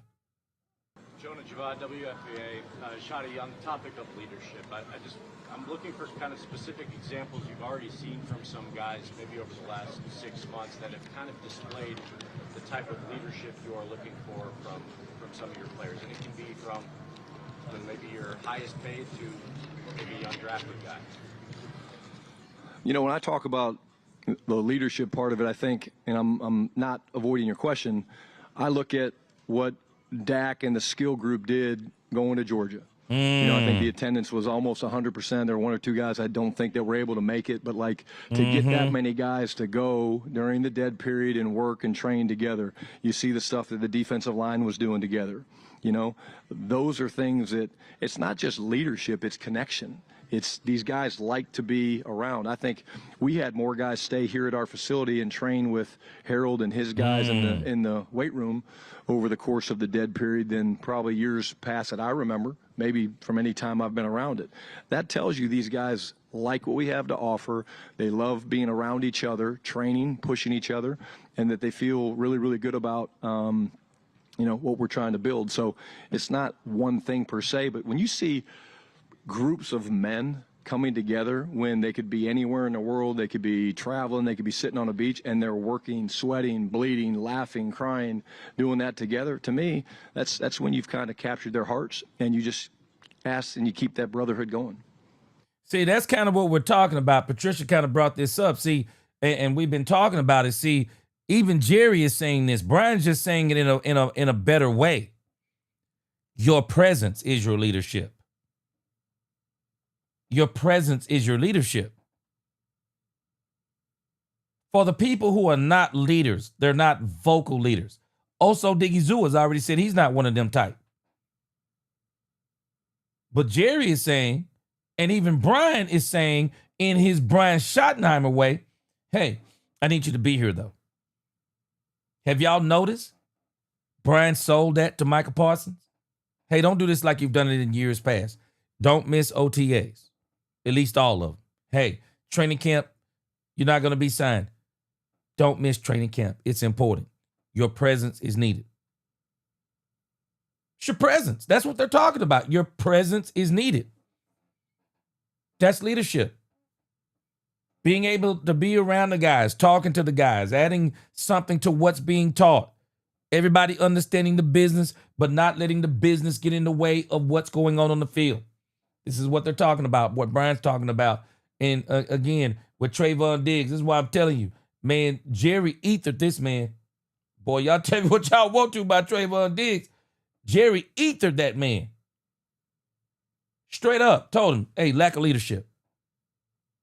Didn't bite his tongue, and that's where people's feelings are hurt. I'm laughing. We want this kind of stuff out of the coach or our coaches. But then we get mad when Jerry start talking like this. I've seen what some people said they like this version of Jerry. I don't know. It's neither here nor there. But they ethered that man. And so at the end of the day, the Cowboys feel like they're building something special. And I know where they're coming from. And I laugh at the people that say same old Jerry. You weren't saying same old Jerry when they signed Oso Diggy Zua early. I didn't see those people saying same old Jerry talking about, oh, we not moving different. That's why I laugh. I don't go with the media, man. I'm not going along with what everybody else saying. I'm not going to be a repeater of what everyone else is saying. Man, I got to evaluate and just see this stuff for myself. But them same people that's saying that the Cowboys aren't moving different were not saying that when we signed Oso Digizua early. They were not saying that. They were not saying that when the Cowboys brought in Clayton Adams. They were not saying that bringing in White Cotton. They were not saying that bringing in Matt Eberflus. They were not saying that stuff. But because there's an issue with the Michael Parsons contract, which I think is a little bit of a different dynamic than the Dak Prescott stuff, because it seems to be clear. Jerry and Michael Parsons was talking about his contract, something that Dak Prescott never did with the Joneses. But Michael was, and Michael was out there calling Jerry his uncle, out there in the court of public opinion saying, I don't have to be the highest paid, no difference between 30 and 40 million. This to me is a different dynamic. Some of this dumbness was brought on by Michael Parsons. I'm not blaming him all for it, but some of this dumbness was brought on by him. But the insane part of this is Jerry, as Poobie D said the other day, and I'm in total agreement because I said the same thing. I wish Michael would have said he didn't have to be the highest paid. He'd have said that on the wings that had that deal done on Friday. Shoot, I had that deal done on Friday. You look back now, it would have been better for Jerry just to go ahead and make him the highest paid at that point in time. Because where this thing is escalated to now, man, shoot. Boy, we talking about what? What in the world is Nick Bosa going to do? Man, Bosa going to bust the bank. Myles Garrett is the best edge rusher in the game. Michael Parsons is the third best edge rusher in the game. Nick Bosa, it could be argued, is the best edge rusher. But when you look at all the Pro Football Focus's metrics, he's number 2. But for me, let me tell you why I put Nick Bosa at number 1. Because I have not seen Myles Garrett nor Michael Parsons do it on the big stages. I haven't seen Myles Garrett do it in the playoffs. They got to the playoffs, fell flat on their face. I mean, he did not do anything hardly in that game. I've seen Michael Parsons in the playoffs 4 times. Disappear. Shoo. Nick Bosa. Seen him all the way to the Super Bowl. Shoo. Nick Bosa gonna bust the bank if these dudes getting paid. Nick Bosa, let him play one. Nick Bosa gonna play one more season. He gonna bust the bank next year. But again, if I would have been Jerry, I'd have went ahead and paid Michael then. But it is what it is now. Jerry don't mind paying Michael. Y'all don't fall for the banana in the tailpipe, as Intelligent Savage said. Don't fall for the banana in the tailpipe. This man gonna get paid. Mike Ducey, Fox 4. You talk about taking notes and learning from the great coaches you've worked for. What's the most significant way that your approach to the game has evolved as a result of that education? Thank you for your interest in retro fitness. Franchising can be an incredible investment opportunity. I'll be back to your comments in just a moment. Great question. You know, I just think, and I answer it, I know you guys get tired, but it is the truth. So I'm going to say, I think the value of people, you know, again, when I was younger and, you know, I'd been passed up for some head coaching jobs and things like that, I think I kind of pressed and said, oh, if I have the best offense in the league, I'll get a job or whatever it is. It's not about that. Like, the journey is more fun with the people. And so coming back to Dallas and being around a guy that I love and respect like Dan Quinn, I mean, the connection, Pete Carroll had it, Dan Quinn has it, different coaches have it. And so I think that's probably what's changed the most. I mean, you always change scheme. Man, that's crazy. You know, it's been said that he was good buddies with Mike McCarthy, but he says Dan Quinn. Interesting. You know, scheme, the game changes, but like the value you put on people and the connection and the relationships that you build where, you know, you're going to have real hard conversations when you sit in my chair. That's part of the job.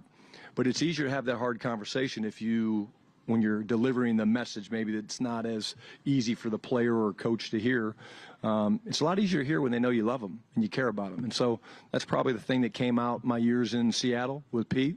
It obviously was reemphasized being around Dan. And so that's probably how I've adjusted the most in the last 5-8 years. Yeah, I don't find it to be interesting he doesn't mention Mike McCarthy. It's interesting.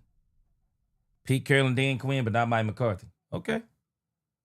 Hey, Coach Patrick Walker, DallasCowboys.com. From both a health and a production standpoint, last season was wildly uncharacteristic of Jake Ferguson. What have you seen from him this offseason as he works to bounce back, and what are your expectations for him as a leader and a young tight end? Yeah, great leader. Same thing with Mozzie, lighter, moving around really, really well. I think last year, you look at, first game against Cleveland, he gets his knee pretty banged up. Then he's got, a concussion mid-season at some point. I mean, that's so uncharacteristic of Fergie. Fergie's a really, really good player in this league, and he has always been. He's one of those guys that as a young player, second-year player a couple years back, there was leadership. I mean, he's an enforcer. He's a guy that plays the game the right way. He plays the game on the edge, and I have zero doubts in my mind that his production will get back to really where it was the year before. I think last year was just kind of one of those years that you look back on your career and this is more of a fluke than anything. Yeah, he was injured a little bit, banged up. Then Dak Prescott went down. It was a wrap. Coach JJ Doyle, KRGV. What are some of the things you remember going back, almost 30 years to your first training camp as an assistant? Damn. Where was I?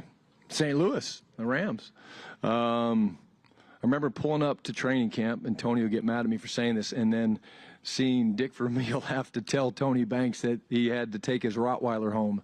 Tony had brought a Rottweiler to training camp, and Tony was a young player. I think he might have been a rookie, and Coach Vermeil was like, no, you can't. The dog can't stay here. But I do remember that. It was like my first day going in there. But then I just think the hours. I remember because I was a low man on the totem pole, and you think it changes, but the higher the chair you get, actually, the harder you work. But just how good the players were, how talented they were.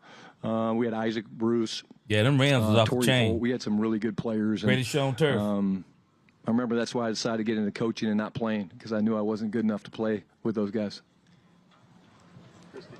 Y'all remember Dick Vermeil? Man, I'm going to tell you, Marty and Dick Vermeil to me were kind of similar. Boy, that man, Marty would lose some of the most heartbreaking playoff games and be crying. And then, boy, Dick Vermeil. Boy, he was a winner, but boy, he was a crier too. Boy, they both remind me of each other. Shotty obviously is nothing like that, so. Scales, Cowboys Radio on 105.3 The Fan. This has to do with how you structure practice, particularly special teams. The rule change with the touchbacks on kickoffs, encouraging more kickoffs. Have you had to allocate more time for coverage, and also having a new coordinator with Sorensen? Have you had to allocate more time? We're aware of it. We started actually today, Christy, with kickoff. We'll do a lot of it. The rule change we think benefits us because of who we have returning. Obviously, but Nick will do a great job, and but yes, we did start with it today when we got into the meetings because it is different, and it's one of those situations that once the guys get familiar with it, they'll be fine. Joe Trahan, WFAA TV. Shotty, I want to pull on that thread about some of the past coaches and what you learned from them, and I would like to specifically talk about your father, because when you take the field for this particular practice, it's kind of the unofficial start of when we start doing this thing. Yeah, Marty the crier. In terms of your father, great man though. What will you think about? Have you thought about it already? What will be on your mind? I don't think so. I think about him every day. I don't think about him specifically into, okay, what's this first practice going to be like? I just love coaching ball. I mean, you guys see my energy, whether I was a quality control coach, a head coach, a coordinator, a quarterback coach. I don't change. I love this game. I love being on the grass with those guys. I love getting a chance to get face-to-face and teach them and correct them and congratulate them and things like that. My dad was very different than I was. He coached in a different era. And that's okay. And I think The thing that he was the best at, in my opinion, was the attention to details. I thought he was amazing. But I think where I will be emotional, I'm not going to lie, will be that first regular season game. The national anthem, I always talk to him during the national anthem. It's always been something that is important to me. Obviously, yeah, I'll be emotional that first game. If you are sleeping in a position like this, you are wrecking your body and your breathing. All right, let me come to some comments real quick. We only got about 10 more minutes on this. Let's come to some comments real quick. Yeah, old Marty was different, boy. C-Bay said, I think he said Big Mac. He said Big Mac Mike.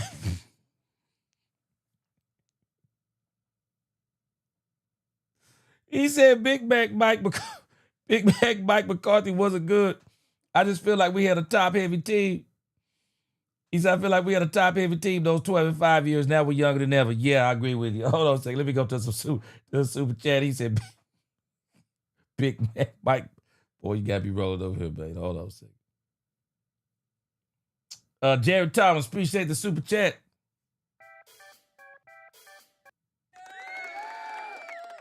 Jared says, OMG, he says 6 sacks, 16 quarterback pressures, 3 takeaways, 10 pass breakups in the Super Bowl. My God, they shut down legends. Hurts is the story. Isn't the story of that game? Straight up. I mean, and you don't even have to ask anybody, Jared. Ask Jalen Hurts. The first remarks out of Jalen Hurts' mouth, and I quote, defense wins championships. Go back and look at Troy Aikman's first Super Bowl.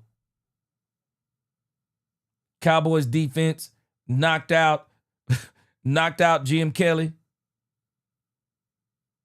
Turned over the Buffalo Bills like a rotisserie chicken. When your defense can do that type of stuff, shoot, man, you beating a whole bunch of people. I don't care what nobody say. You beating a whole bunch of people. This is why I'm very interested in what the Cowboys defense is. I already know the offense is going to be good. Our offense has been good with one wide receiver. Now our offense is good enough that I believe it can get us over a wild card game if the defense is mediocre. But when you start talking about chips, nah, man, you really need your defense to you need them to really rise to the occasion, man. You at least, even if they don't do it 2 to 3 games in the playoffs, you want your defense, though, to have one of them games. You want your defense to have one of them games, man. You want your offense to have one of them games. Maybe you in the wild card. Your offense have one of them games, run up the points on the team because they really not good as you. Then you want your defense, that second game maybe. Hey, man, have one of them games. Have one of them games where you hold the opposing team to 3 points. I'm talking about one of them games. I'm not talking about no 2017 win. I'm talking about one of them games. I'm talking about the year Trent Dilfer won the Super Bowl. The Baltimore Ravens, the entire postseason, gave up 23 points. You're winning the Super Bowl. I don't care who your quarterback is. If your defense give up 23 points in the postseason, I'm winning the Super Bowl with you. I'm winning the Super Bowl as your quarterback. 23 points. Ain't nobody beating you. You want your defense to have one of them games. if they can, you'd like them to have a whole bunch of them games, but at least one of them games. And then you want to get to a game to where maybe you clicking on all cylinders, offense and defense, tour de force. You destroy the team offensively and you destroy them defensively. You want that. You want a defense that's capable of that. You really do. You want a defense that's capable of that. Capable of that. And I'm really wanting this Dallas Cowboys defense to be good. I want it to be better than good. I don't want it to be a defense that gives up 20 points. He does that bend, don't break stuff. I get a little bit nervous about that because when it breaks, you find yourself in a shootout. I want a defense that's so good, it's like, no, ain't no bend, not breaking here. You score 13 points, you be lucky. Sarge in the crib, what up? USMC. He said, so who blinks first? Jerry or Parsons' agent? Jerry. I think it's going to be Jerry, USMC. I think it's going to be Jerry. I actually think Jerry's already blinked. I think Jerry, though, isn't worried because he's put together a very good team. He sees this as some weird way keeping Michael Parsons healthy. He going to tell you this. Watch what I tell you. Jerry going to tell us down the line when they get this deal done, it was a very good way to keep Michael. It was very, we kept Michael healthy. Watch what I tell you. Alex in the crib, appreciate that super chat. What up? He said, let's get Michael signed and get this season rolling. I'm excited G football is back, ready to stomp on them birds. Appreciate that super chat, Alex. What up? Yeah. Man, let me tell you, that first game gonna be exciting, man. First game gonna be exciting. Poobie D, he said can't double team Bosa or Hargrave or Armstead along with Greenlaw Warner. Poobie D, you're right on point. Them boys got defense, man. Them boys got defense straight up. USMC, he says, does Parsons have that leadership like Dak to bet on himself? And does Jerry have the backbone to stand his ground on the fifth-year option? I would love Jerry not to blink on this. Well, I can tell you this, USMC, I talked about this in my video earlier today. If anybody hadn't noticed, Jerry has definitely put himself in position not to blink. Jerry has put himself in position not to blink. Man, when you think about, let's think about last year. D-Law goes down, Nealon goes down, Michael goes down. Cowboys aren't hardly left with anything. But if Michael was to go down this year for a little bit of a time, Peyton Turner, we got to see what he's going to be. Sam Williams is going to be on a tear. He going to have something to prove. Dante Fowler definitely got something to prove. Donovan Ezeraku, Nealon is back. Man, the Cowboys are 5 to 6 deep at edge rusher. Oh, James Houston. They 6 deep. I'm talking from both sides, not one, both sides. They 6 deep. 3.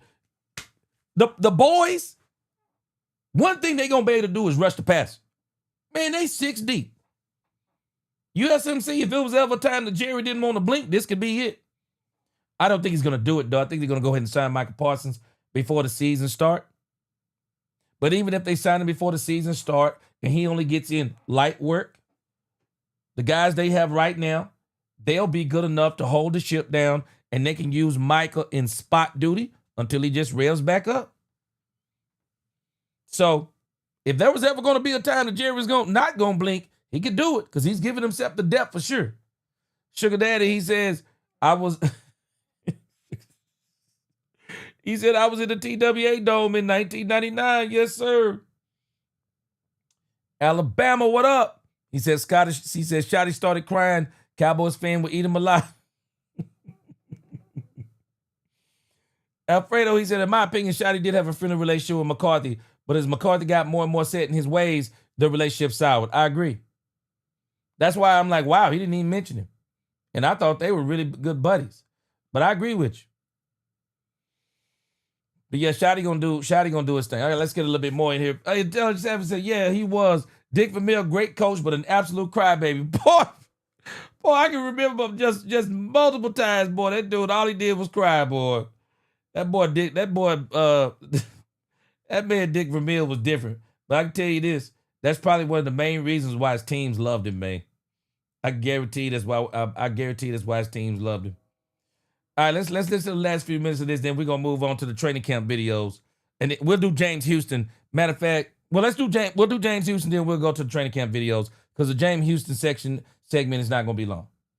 All right, let's check out the rest of Shotty.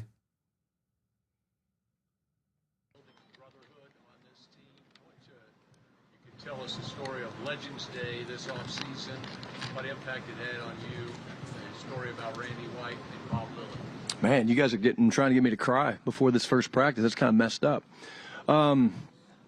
Listen, the legacy of the Cowboys is incredible. Yep. You know, for sure.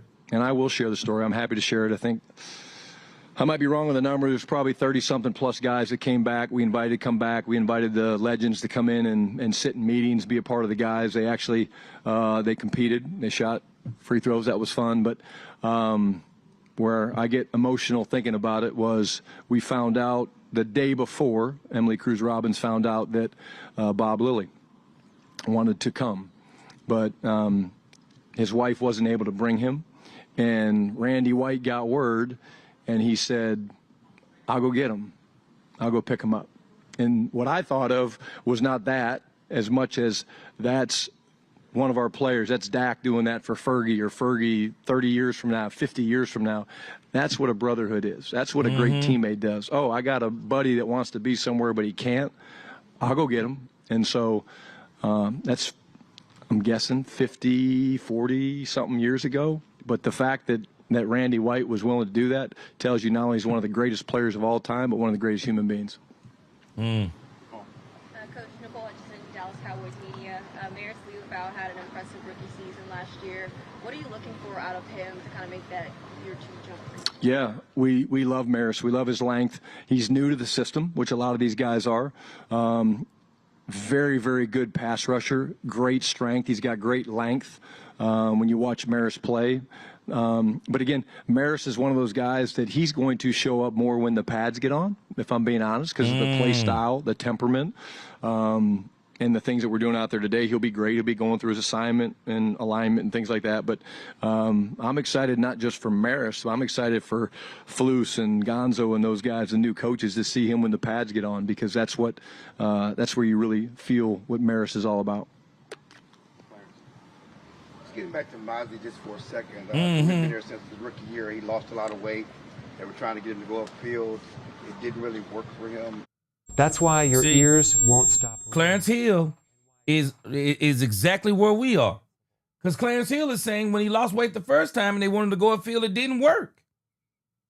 And it seemed like last year with Zimmer, he was kind of getting back to himself. Now he's lost weight again. Okay, let's hear Clarence. Getting back to Mozzie just for a second, because we've been there since his rookie year. He lost a lot of weight. They were trying to get him to go upfield. It didn't really work for him. Last year he gained weight back. Now you're asking him to lose weight again to go upfield. Just talk about, is he under 300? Is he 290? What's that weight look like? Because when he was drafted, he was a big so-called nose tackle anchor for the run. Well, I think what it speaks to is, number one, is that when you change defensive systems, a lot of things change, right? So you went from DQ, then you went to Coach Zim, then I've obviously got Eberflus. There's different styles. There's different, similar to DQ techniques, the way that you play.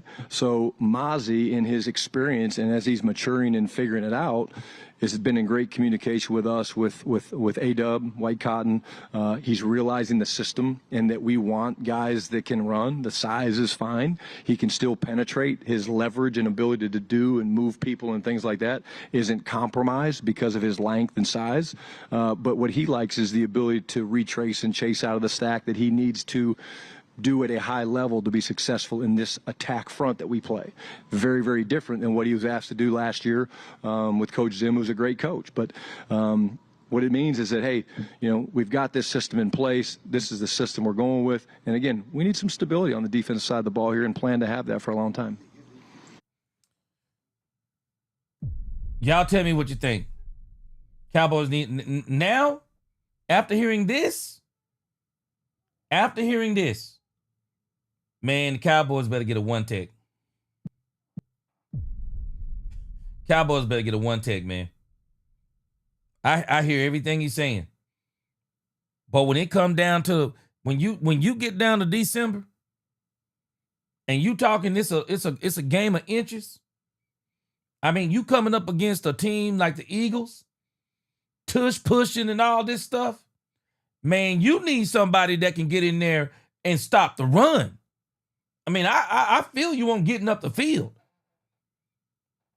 But the one thing the teams are going to try us with is running the ball. So what are they going to do about these teams running the ball? I really want to know, like, man, come on, man. Come on, man. I'm not understanding this on the boys on this one. Yeah, Thomas Johnson. Yeah, again, Michael's getting paid. Like I said, I'm not falling for the banana in the tailpipe on this. Man getting paid. We already know who he is. Man, y'all tell me what y'all think on this thing with Mozzie, man. They talking kind of different to me on him. They're talking like Mozzie is a 3-tech. So are we saying Jay Toya is going to be the anchor for the run?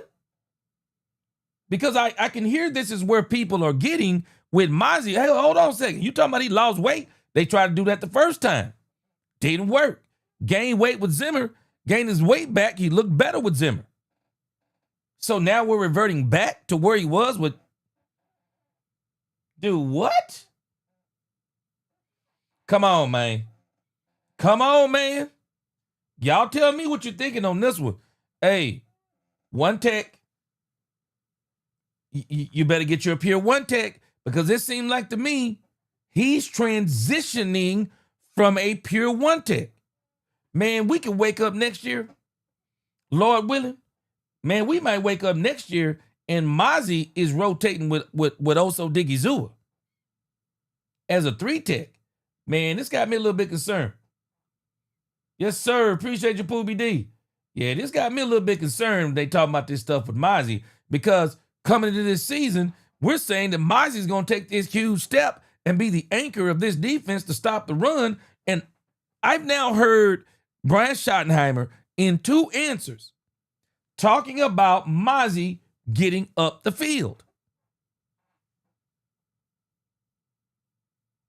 Okay, that's fine and dandy getting up the field, but what about stopping the run? So are we saying we're going to get penetration, so we're going to penetrate into the backfield? You're not doing that on teams that's got good offensive lines like the Eagles. You're going to have to beat them at the point of attack. Not saying you won't be able to penetrate from time to time, but you got to beat them at the point of attack. I'm concerned about this thing they're saying with Mozzie. Very concerned. Ryan R., I agree with you. Michael better get his tackle game up for sure. Jesus, he says, Diggs can't tackle, trade him. Paul Sadival, tag. Jerry should tag him and move on. Jerry got us George Pickens, don't forget it. Focus on signing George Pickens, not Parsons. Jesus, it's not going to happen, but I can tell you this. Brian Broaders bought this up. It would almost be cheaper to franchise tag him 2 times in a row. Leave him on a 5th-year option and tag him 2 times in a row. You get him for 3 years. Not going to happen. So let's not trip on it. Not going to happen. He's going to get signed. Poobie D, I'm with you. Smash that like button. He said smash that thumbs up. Troy Williams, he said Clarence Hill is the only reporter serious about doing his job. Troy Williams, I got to give Clarence Hill credit. Clarence Hill be asking some great questions, man. I've said this before. Clarence Hill will make you say the quiet parts out loud.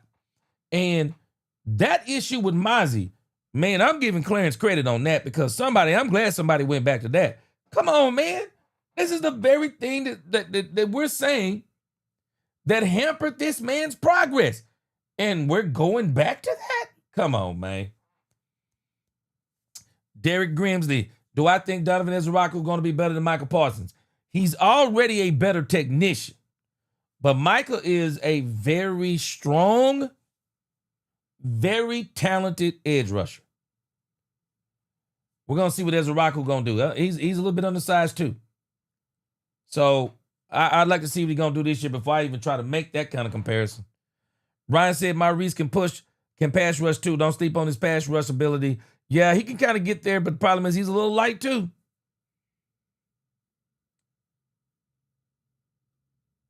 Brian Worley, he said, man, they need to stop messing with my man Mozzie. Man, I'm worried about this thing with Rock. Hey, Warzone, reader to the building. Hey, I'm with you, Warzone. Hey, man, bring in DJ Reader. Because it sounds like to me they're transitioning Mozzie from a 1-tech to a 3-tech. Because that's the question that was asked first. And then Clarence Hill circled the block and said, wait a minute, hold on a second. The stuff that you saying with this dude is the very thing that messed his game up the first time. One tech. I'm with you. Reader to the building. Edward Frazier said I'd trade Mozzie and Michael. Man, I'm concerned about this thing. I'm concerned about this thing with Mozzie.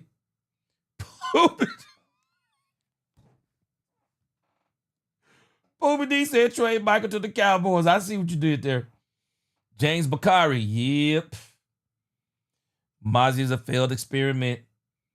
Well, the Cowboys may be telling us that very thing, James, because this seems to me to have 3 tech written all on it. I mean, Schottenheimer just explained to me. Y'all tell me what you think. But it seemed like to me he just explained that Mozzie is not going to be a pure 1 tech anymore. Man, it's crazy to me.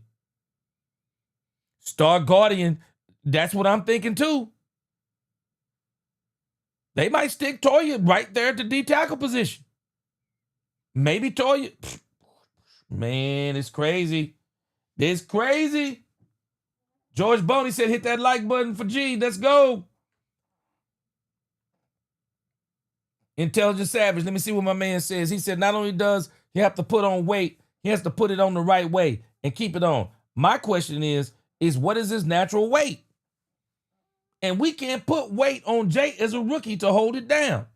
Get somebody in here. Man, 1 tech. Man, I'm concerned, man. I'm concerned on this.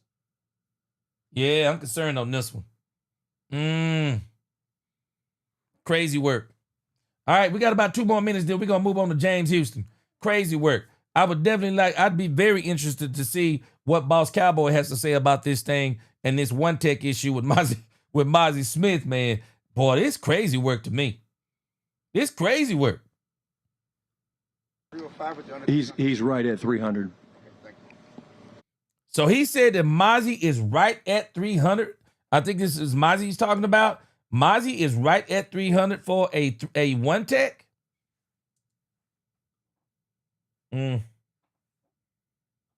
Means is that, hey, we've got this system in place. This I got is the system we're concerns. going with. And again, we need some stability on the defensive side of the ball here and plan to have that for a long time. Well, what about stopping the run? He's right at 300. 300. Ooh.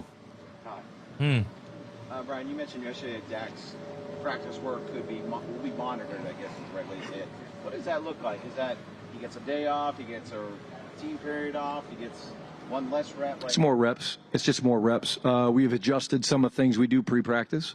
He won't take every ball handling rep, with all the different running backs, and he won't throw to all the receivers. So it's just, everything's measured. I mean, this day everything's measured with catapults and how much, how fast they're moving and how much torque that they create in their bodies. But it's got nothing to do with taking practices off. We'd have to probably tie him up in the locker room to do that.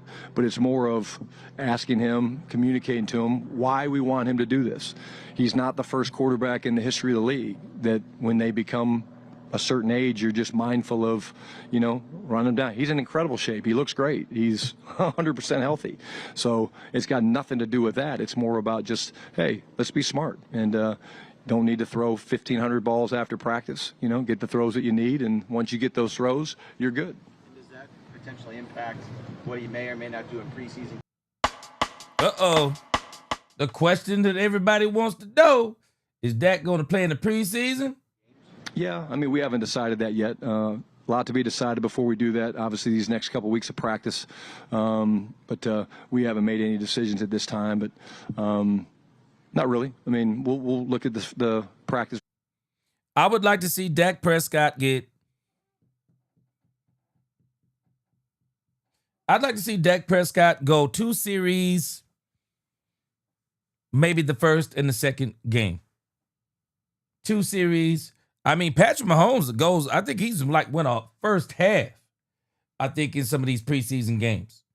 Dak needs to get some work in before the Philadelphia Eagle game, because I'm telling you, boy, they're gonna get after Dak.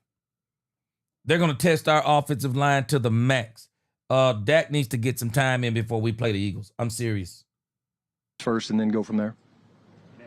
You had mentioned earlier that CD's been really good with Pickett since he's come to the building. Not to say he was checked out before, but have you seen CD's energy kind of come to life since Pickett has arrived?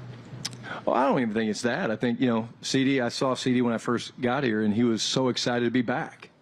CD missed last year's camp. Yep. You forget about that, right? He's like, I'm just happy to be back. I'm like, well, what do you mean? You've been here the whole offseason. He's like, no, here in Oxnard. I just think he's in a really good spot mentally, and he's excited that George is here. George has been great with CD. These guys train together, and they realize that with what we've built and having other guys that surround them, it makes it incredibly difficult on defenses to match up for us. But the love of football is important. I just say I love coaching. I love being around these guys. I think our players love playing the game, and they love playing the game together, and hopefully that's what you guys see over these next couple weeks. Pat, last one. We got 3 minutes. Hey, Brian. Pat Doney with NBC DFW. I was going to ask you about George Pickens in particular. I know you were impressed with him in the spring. What makes him special as a player, and how does having a weapon like that added to CD, to elite receivers like that, help you on offense in the second half? Yeah, I would say that's my call-out song. His ability to track a football is uncanny. You can't watch the guy play the deep ball and be like, okay, that's just different. So when he's not doubled, he's really open. And so I think that's something we're getting used to with him. He's been great with our ability to move him around. It's been different. We think to maximize him, he can't just play one spot. He can't just play an X. We're going to move him around. He's been great with that. He's excited about that because he and CD need to be interchangeable. But the instincts are also uncanny, just for finding zones and, the ability to sit in windows that maybe some people don't see. But the number one thing that jumps out at me would be the ability to track the deep ball because it is uncanny. Building on that, Dak, how much does that elevate the potential of this offense to have another weapon like that overall for the offense? It's huge. I think you looked at us last year. We just didn't have enough explosives. Both running and passing, we didn't have enough explosive plays. And again, defenses adjust and they change, but you have decisions to make. And when you have a receiver like that when he's one-on-one, you feel really good that he's going to be open, and at least you have a not 50-50. That's what everybody says, a 70-30% chance it's going to work. Get you excited game planning. Alrighty. Thanks, guys. Yep. Zaxby's just. Yep. Brian Schottenheimer, he is a great interview, period, in the story. Brian Schottenheimer is just a great interview no matter how you slice it. He's always going to give you some good football stuff. But I'll tell you this, I am very, very, very concerned about this issue with the Cowboys and Mozzie Smith. Because for him to lose weight, and now you're actually talking about him like he's not they're talking about him like he's not a 1 tech, but like he's a 3 tech. I'm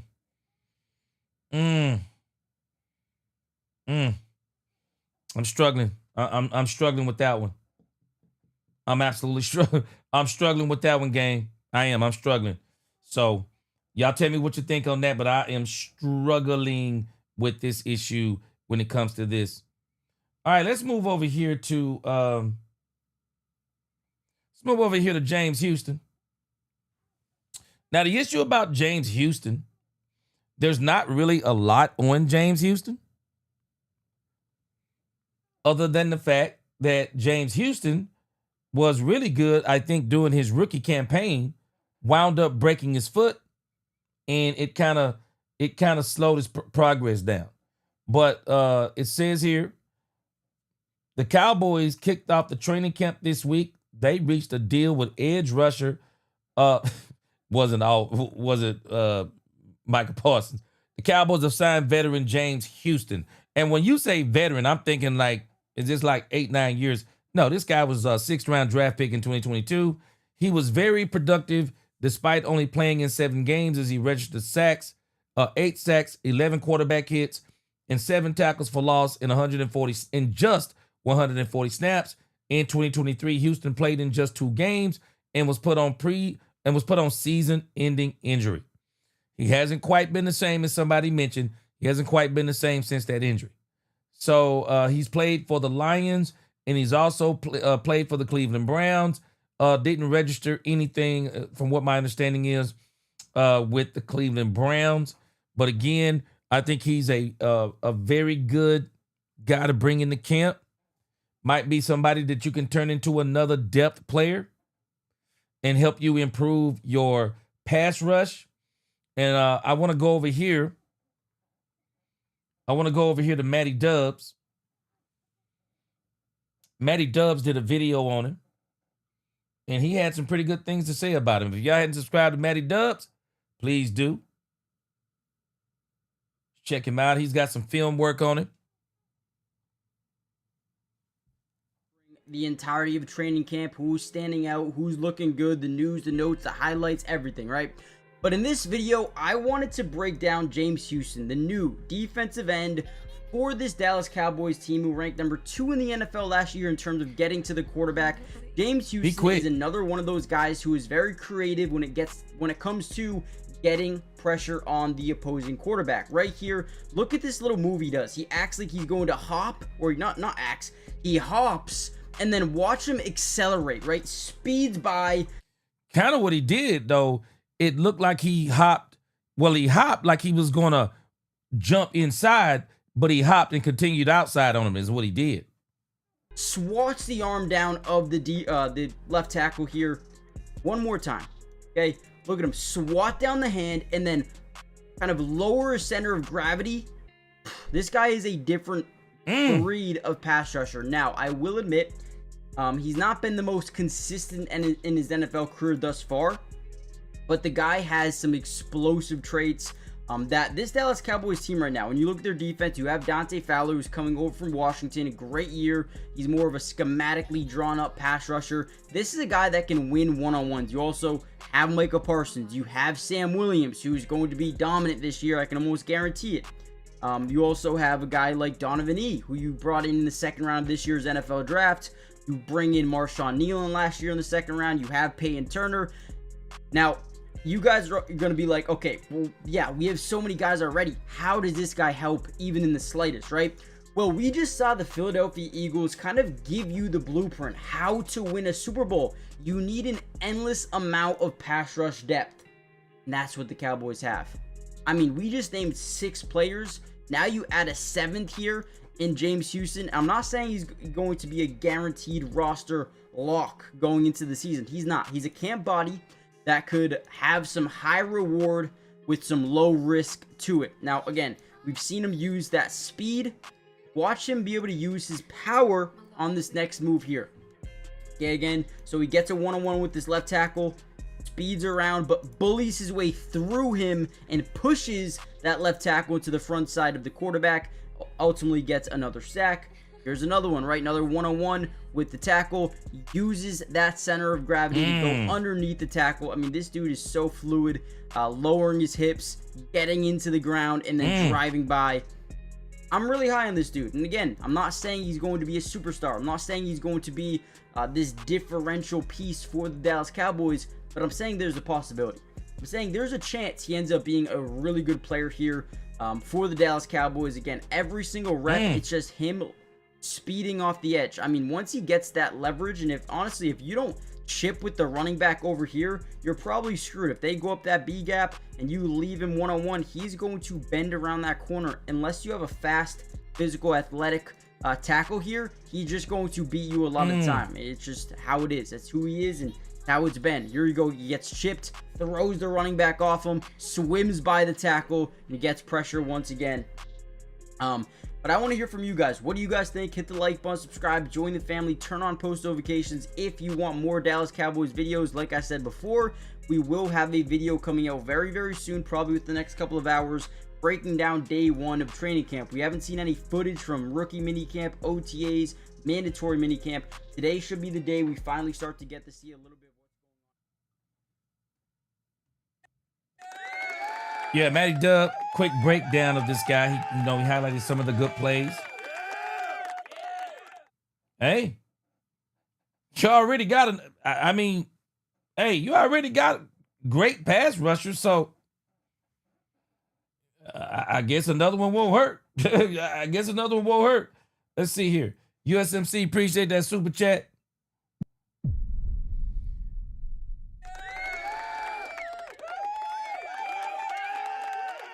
USMC said it sounds like they don't have confidence in Mozzie, purposely sabotaging him to put in Toya. Toya is about to see a lot of action in his rookie year, I believe. I believe Toya about to see some action. Straight up. Star Garden, appreciate that super chat.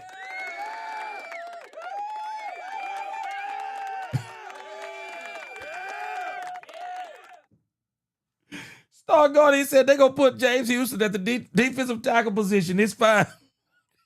Boy, Cowboys better figure out this defensive tackle position in the hairy man. My thought process was, I was like, okay, well, the Cowboys are kind of feeling like that he gonna make that next step, so they're not really concerned about bringing in Turner. Bringing in DJ Reader. But now that you're talking about he's 300 pounds, and you're talking like he's a 3-tech, man, the Cowboys better do something.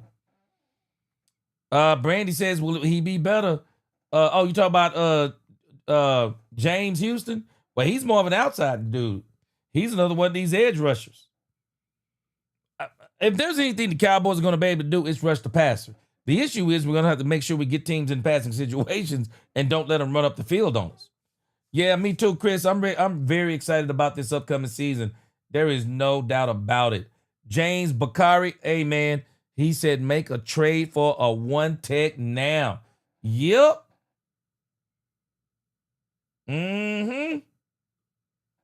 Let me see. My man Alfredo said we don't need a dog, a beast, a thug, or a gangster at 1-tech. What we need is a dang football player, someone who would tackle the running back. Yeah, straight up. Intelligent Savage, he said, I've said it many times before, I'll say it again. For me, it is willful neglect to not have gotten a DJ Reader or a top defensive tackle in here to work with Mozzie if we are really trying to win and stop the run. Intelligent Savage, I'm going to see if what I said comes to fruition. I said I believe the Cowboys are not only going to see what everybody is in training camp when they put these pads on. I think not only are they going to see what everyone is, I also think they're going to let everyone else see what they are too. So that when they bring in other players, those players know why they're bringing them in. I am not going to rule out the Cowboys bringing in somebody like a Reader. I'm not going to rule it out. I've already said it before. I don't think they're done. James Houston to me is just another proven point. They are not done. Lisa Worley, yeah, he looked pretty fast around that edge, don't he? I don't think they're done. And the way they're talking about Mozzie, it sounds like they might be bringing in somebody to work in that position too. Ryan said, I'm giving the Broncos respect because all I keep hearing about is Philly and the Commanders. All right, let's see here. All right, so we've done James Houston. So let's move over to DallasCowboys.com. DallasCowboys.com. They actually have what they're calling the plays or the best highlights of the day. They have picked these out. Let me read this super chat, and then we're going to get right back to it. Jamal Ism, what up with you? He said, it's disappointing no one is mentioning Maffa or Carson. Man. Jamal, I'm going to make a video about Phil Maffa. Now, he did mention Carson. What's the name did mention Carson. Shotty did mention Carson. But I'm with you on this. I'm a little bit disappointed. I haven't been hearing enough about Phil Maffa. And Phil Maffa is the running back that I'm high on. Because I think he's more of a bell cow back, 3-down back. That's what I think he is. Because I think that Jaden Blue, to me, is... I think he's just going to be another type of back. This guy's name always slips me and it makes me mad. But I think he's going to be just another one of these backs. The guy who we had with Ezekiel Elliott. Y'all know who I'm talking about. His name slips my mind. His name slips my mind right now. But I think he's going to be another one of those types of backs. I don't think he's going to be I don't even think he's a bell cow type of back. I don't. I always forget this guy's name. Played for the Cowboys. Tony Pollard. Boom, boom, boom. Slap me in the head. Jaden Blue to me is going to be a better Tony Pollard. That's where I am. I want to know more about what Phil Maffa going to be, because I think he's the type of back that you probably want. He reminds me of DeMarco Murray. Maffa reminds me of DeMarco Murray, Jamal. Appreciate the super chat. That's who I'm wanting. That's who I'm wanting to really make some steps. And I'm hoping that we hear his name during training camp. I really do. I hope we hear his name. 70s fan, what up, man? I hope we hear his Brian Watford, Tony Pollard. I really do hope we hear his name some in training camp, because I thought he was a great pickup. Man, you look at this dude, Clemson tape, man, you be like, man, this dude off the chart. He was a little bit banged up, and so we got to see what he is. But DallasCowboys.com. No, actually, it's Sports Illustrated. On their Dallas Cowboys page, they have picked out what they're calling the best plays, the best highlights from the Dallas Cowboys' first 2025 training camp practice. Let's see what we're working with here. It says Dallas Cowboys quarterback Dak Prescott doing a practice drill at the Ford Center at the Star Training Facility. Let's go. Says the energy was cracked up to 10. Let's go. Says the energy was cracked up to 10 as the Dallas Cowboys held their first practice of training camp on Tuesday. The session was open to fans and media members, so there was no shortage of clips to get the fans ready for the new season. It says, with that being the case, let's dive into the top highlights from their first camp practice under head coach Brian Schottenheimer. Let's go. All right. John Machota, Kevontae Turpin,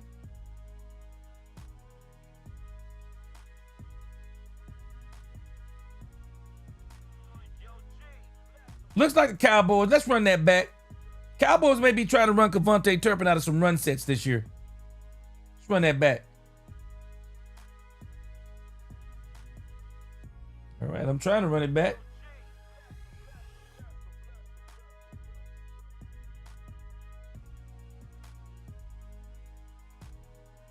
Let's run that back. Yep.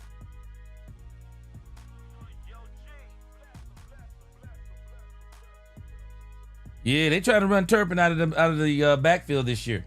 Hey, I'm digging it. Says Kevontae Turpin gets a new role in the Cowboys offense that excites fans. It says Turpin wasn't alone with the big runs as running back Deuce Vaughn showed off his speed on more than one occasion. I am not sold on training camp Deuce Vaughn. They do this every year, talking about the deuce is loose, and it never materializes. Let's see what he's working with.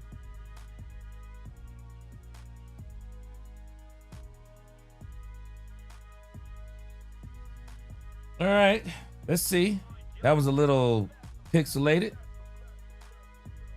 Let's try it again.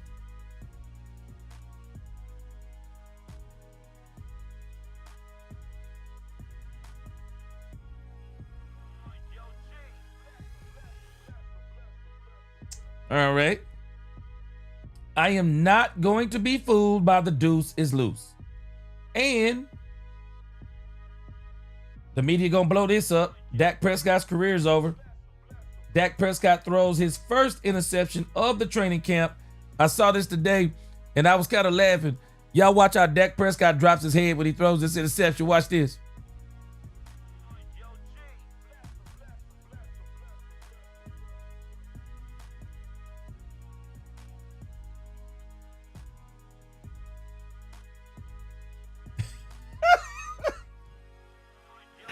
Man, come on, man. I don't like the effort on that play, Dak. Let's see if we can watch it again. Watch this. It looks like there's kind of like a scrum up in here. Come on, Dak. It's practice, but come on, man. Boy, them boys hyped up too, boy. Yeah, I saw that one today early on X. Let's check out and see what else they got. Patrick No C Walker. George Pickens. George Pickens is balling out here, man. Check him out.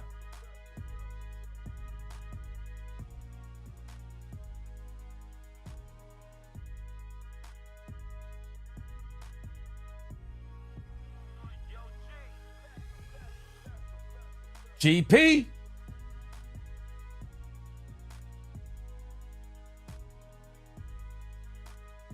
Yep. Yeah, GP and Dak gonna be nice.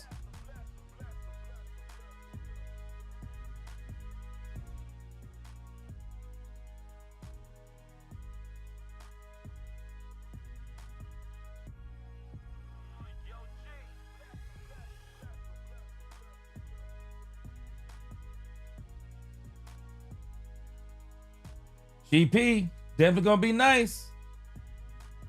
Says floating Dak makes, let's see here. Dak Prescott drops a pass through contested coverage to CeeDee Lamb. I saw this from today too. Let's check it out. Dak drops the ball. Let me go back. We've actually seen Dak do this in games before. Nice throw. Ooh, nice throw. Nice throw. Nice throw and catch.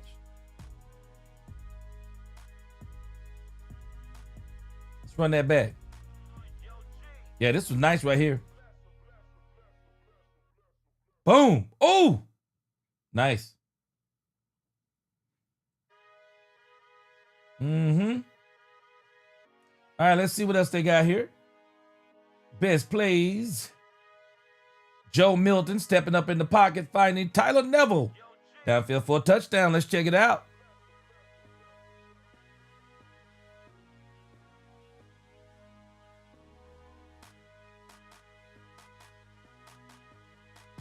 Look at that again.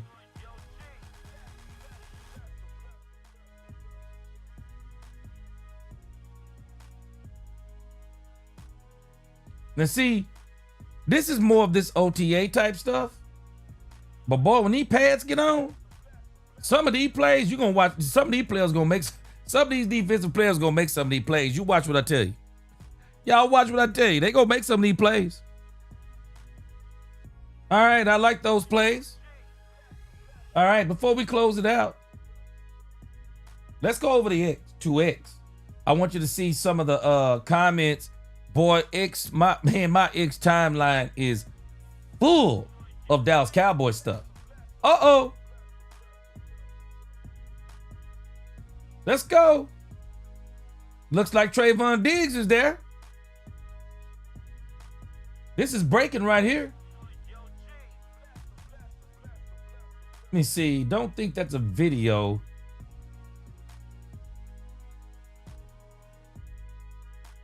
Let's see here.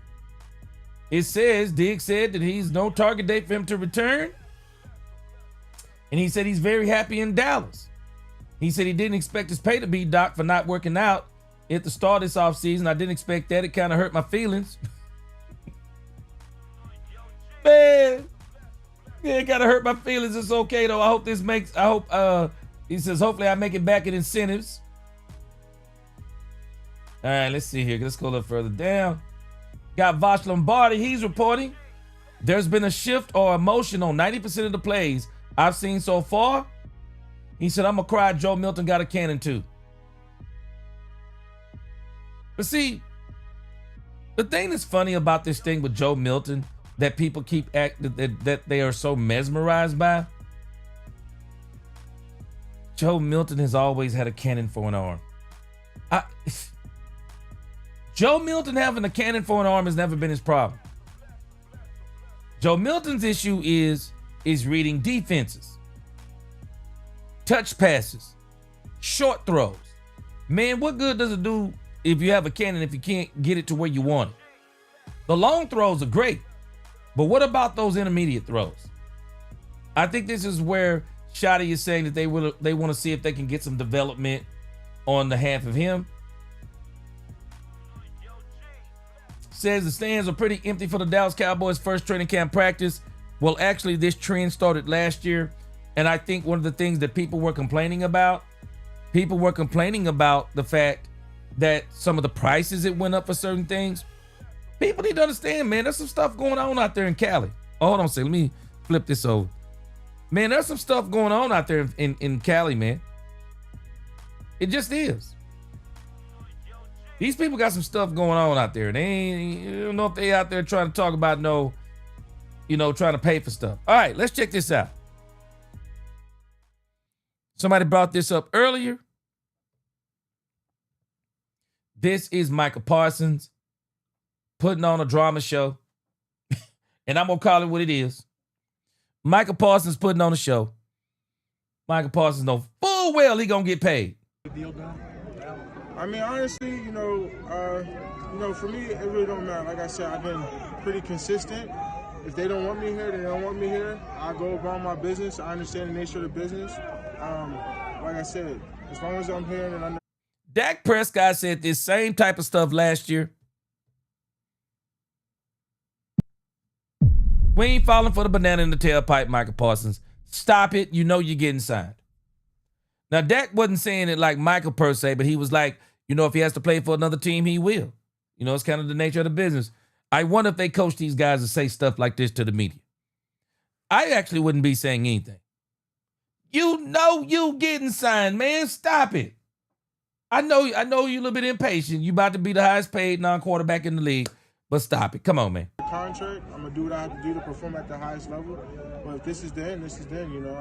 There's same way that Jerry Jones and Stephen Jones and the other Jerry Jones take care of their family. It's the same way I need to take care of my family. Stop it. 3 kids of my own, so we all need to take care of our own family at the end of the day. Trayvon, what does it mean that these Cowboys want to get a deal done?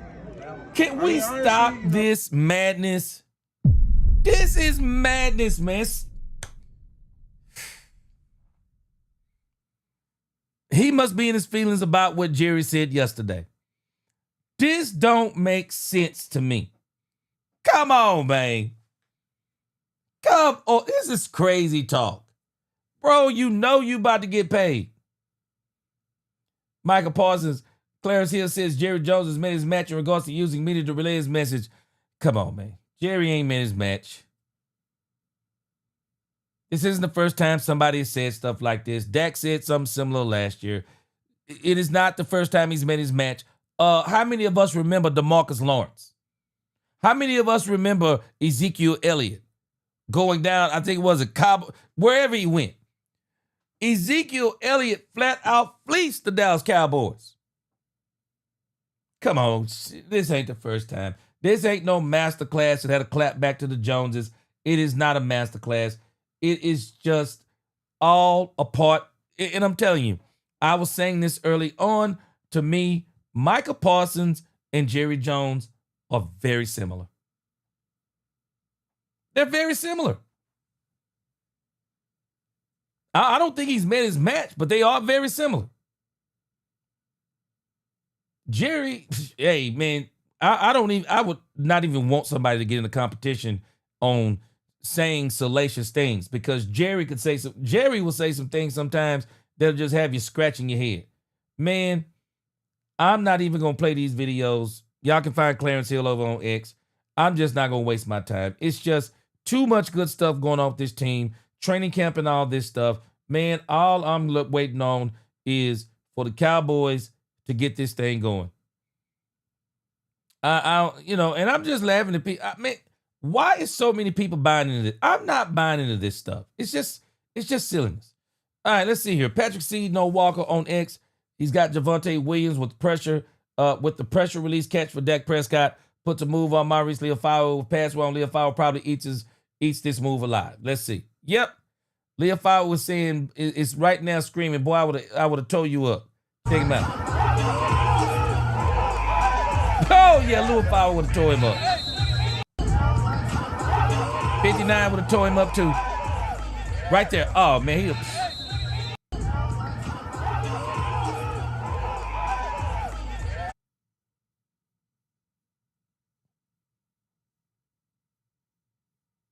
Man, Ferguson said, I'm so tired of this game. Man, I'm telling you, this is nothing but a game. I'm not giving this no energy. I'm just not giving this no energy. This man talking about like the Joneses, he got to feed his family. Stop it. This is silliness. George Pickens' first play of the training camp. First catch. Boom.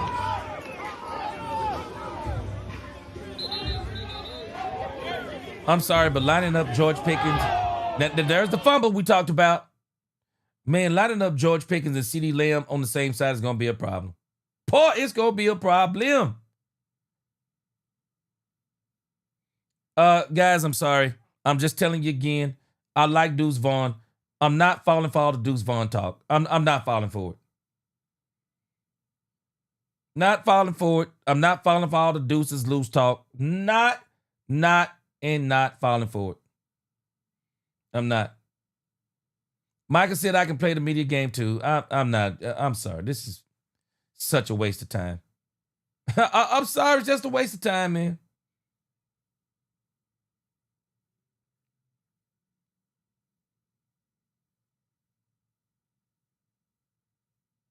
Eric B says here, I don't need 40-year Michael Parsons. So what's the hold on Michael?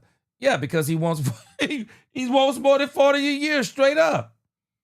That's why I'm not listening to none of this stuff. I'm just not doing it. I'm just not doing it. Outlaw over here on X asks, where was Jaden Blue today? I'd like to see some stuff on Phil Maffa. That's where I am. I want to see some stuff on Phil Maffa. But this is everything going on over on X.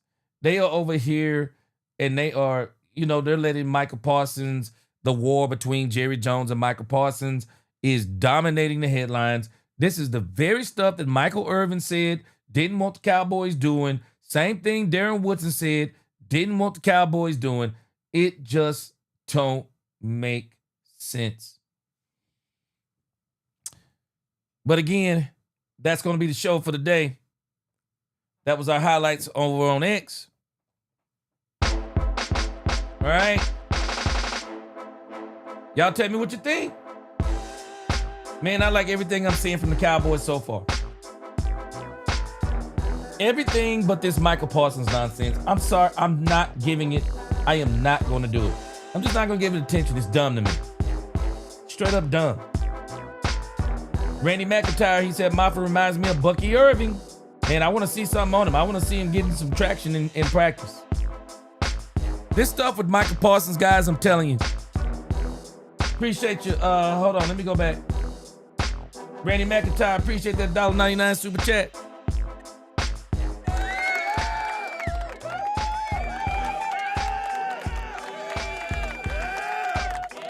I'm sorry, this stuff with Michael Parsons to me is absolute dumbness. It's absolute dumbness. Uh-oh, Matt D. He said if they don't want me here, he said he's good, but I'd rather have someone here that actually shows up versus the Niners, the Eagles, and the Lions. He's good against cans. Boy, Matt D, you about to get taken out by some of these Cowboy fans. He said but he's good against cans, but he's trash versus Trent. Man, shoot. Ice cold. Zeke signed his contract, walk off.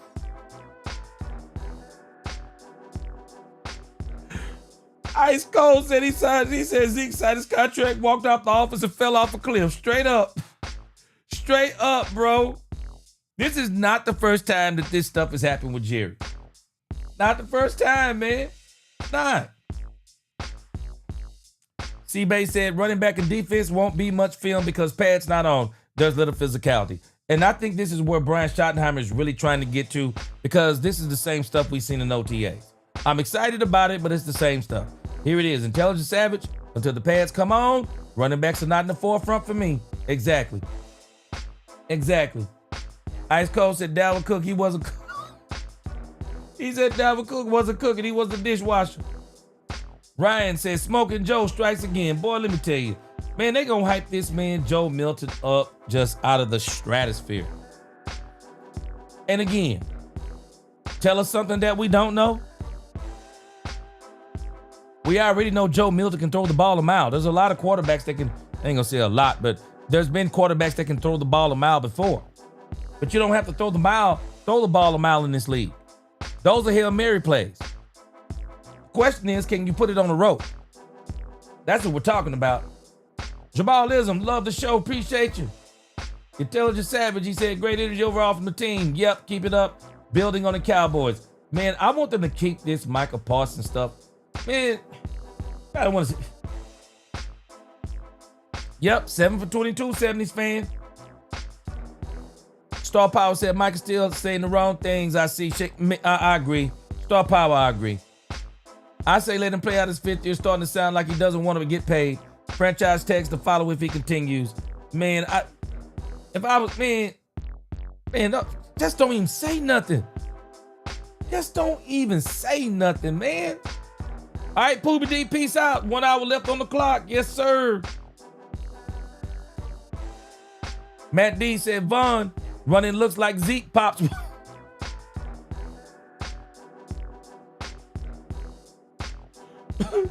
Matt D said, Vaughn. Wait a minute, man. Hold on. Matt D said, Vaughn running looks like Zeke's pop water tank.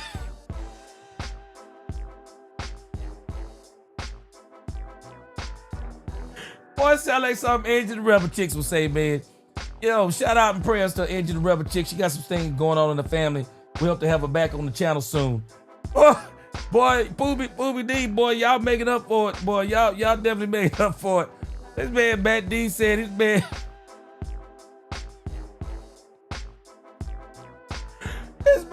this man, Matt D said, Vaughn running looks like Zeke's pop water tank. Boy, I give up. Boy. Got me rolling here. Star Power said, gee, he still can't keep his mouth shut, man. It don't make sense to me. Don't make sense to me. Poobie D said, we got a linebacker playing out of position and he's an all-pro. Who else does that? Yeah, he's a great athlete. If we talking about Parsons. Man, I appreciate y'all rocking with me. I'm gonna continue to just keep my ears and my eyes open. If some more stuff breaks tonight, I'll have some more videos coming tonight. Appreciate y'all rocking with me on the live stream. Best chat on YouTube. 70s fan said trade Michael Parsons, that will shut him up. Hey man, I'm gonna tell you though, I know this will hurt the feelings of some Cowboy fans. Cowboys really got him in a really good situation though. They can make him play out the 5th year option, 2 franchise tags, that's 3 years. It'd be cheaper than what they're about to pay him now. See you later. They're not gonna do it, but the Cowboys, if they really wanted to, they have some leverage. But man, this stuff to Jerry Jones, man, Jerry Jones laughing at this stuff with Michael Parsons. Man, this is fun. Man, this is funny to Jerry Jones. Man, Michael is no match for Jerry. Man, Jerry was doing this stuff before Michael was born. Man, Jerry invented this stuff. Jerry ain't sweating this stuff, man. Jerry know he gonna sign Michael Parsons. Michael Parsons know Jerry gonna sign it. So, again, I'm sorry. I just can't give the energy to it like I used to on this thing with Michael Parsons. I'll give my energy to it when he gets signed. He gets signed when he signed, like Intelligent Savage said. Not falling for the banana in the tailpipe. All right, guys, I appreciate y'all rocking with me. Again, I'll be back with more videos. And we're going to get some Cowboys After Dark action going, too, if there's something good enough that we get to talk about. Appreciate y'all, Ice Cold Cowboy. Yes, sir. How'd you know I was cooking steak tonight? Hey, boy, you a private. I appreciate you. Hey, best chat on YouTube. Y'all like, share, subscribe, hit that notification bell. Until the next time, DC4L, God bless. Let's talk Cowboys. We talk facts. Peace.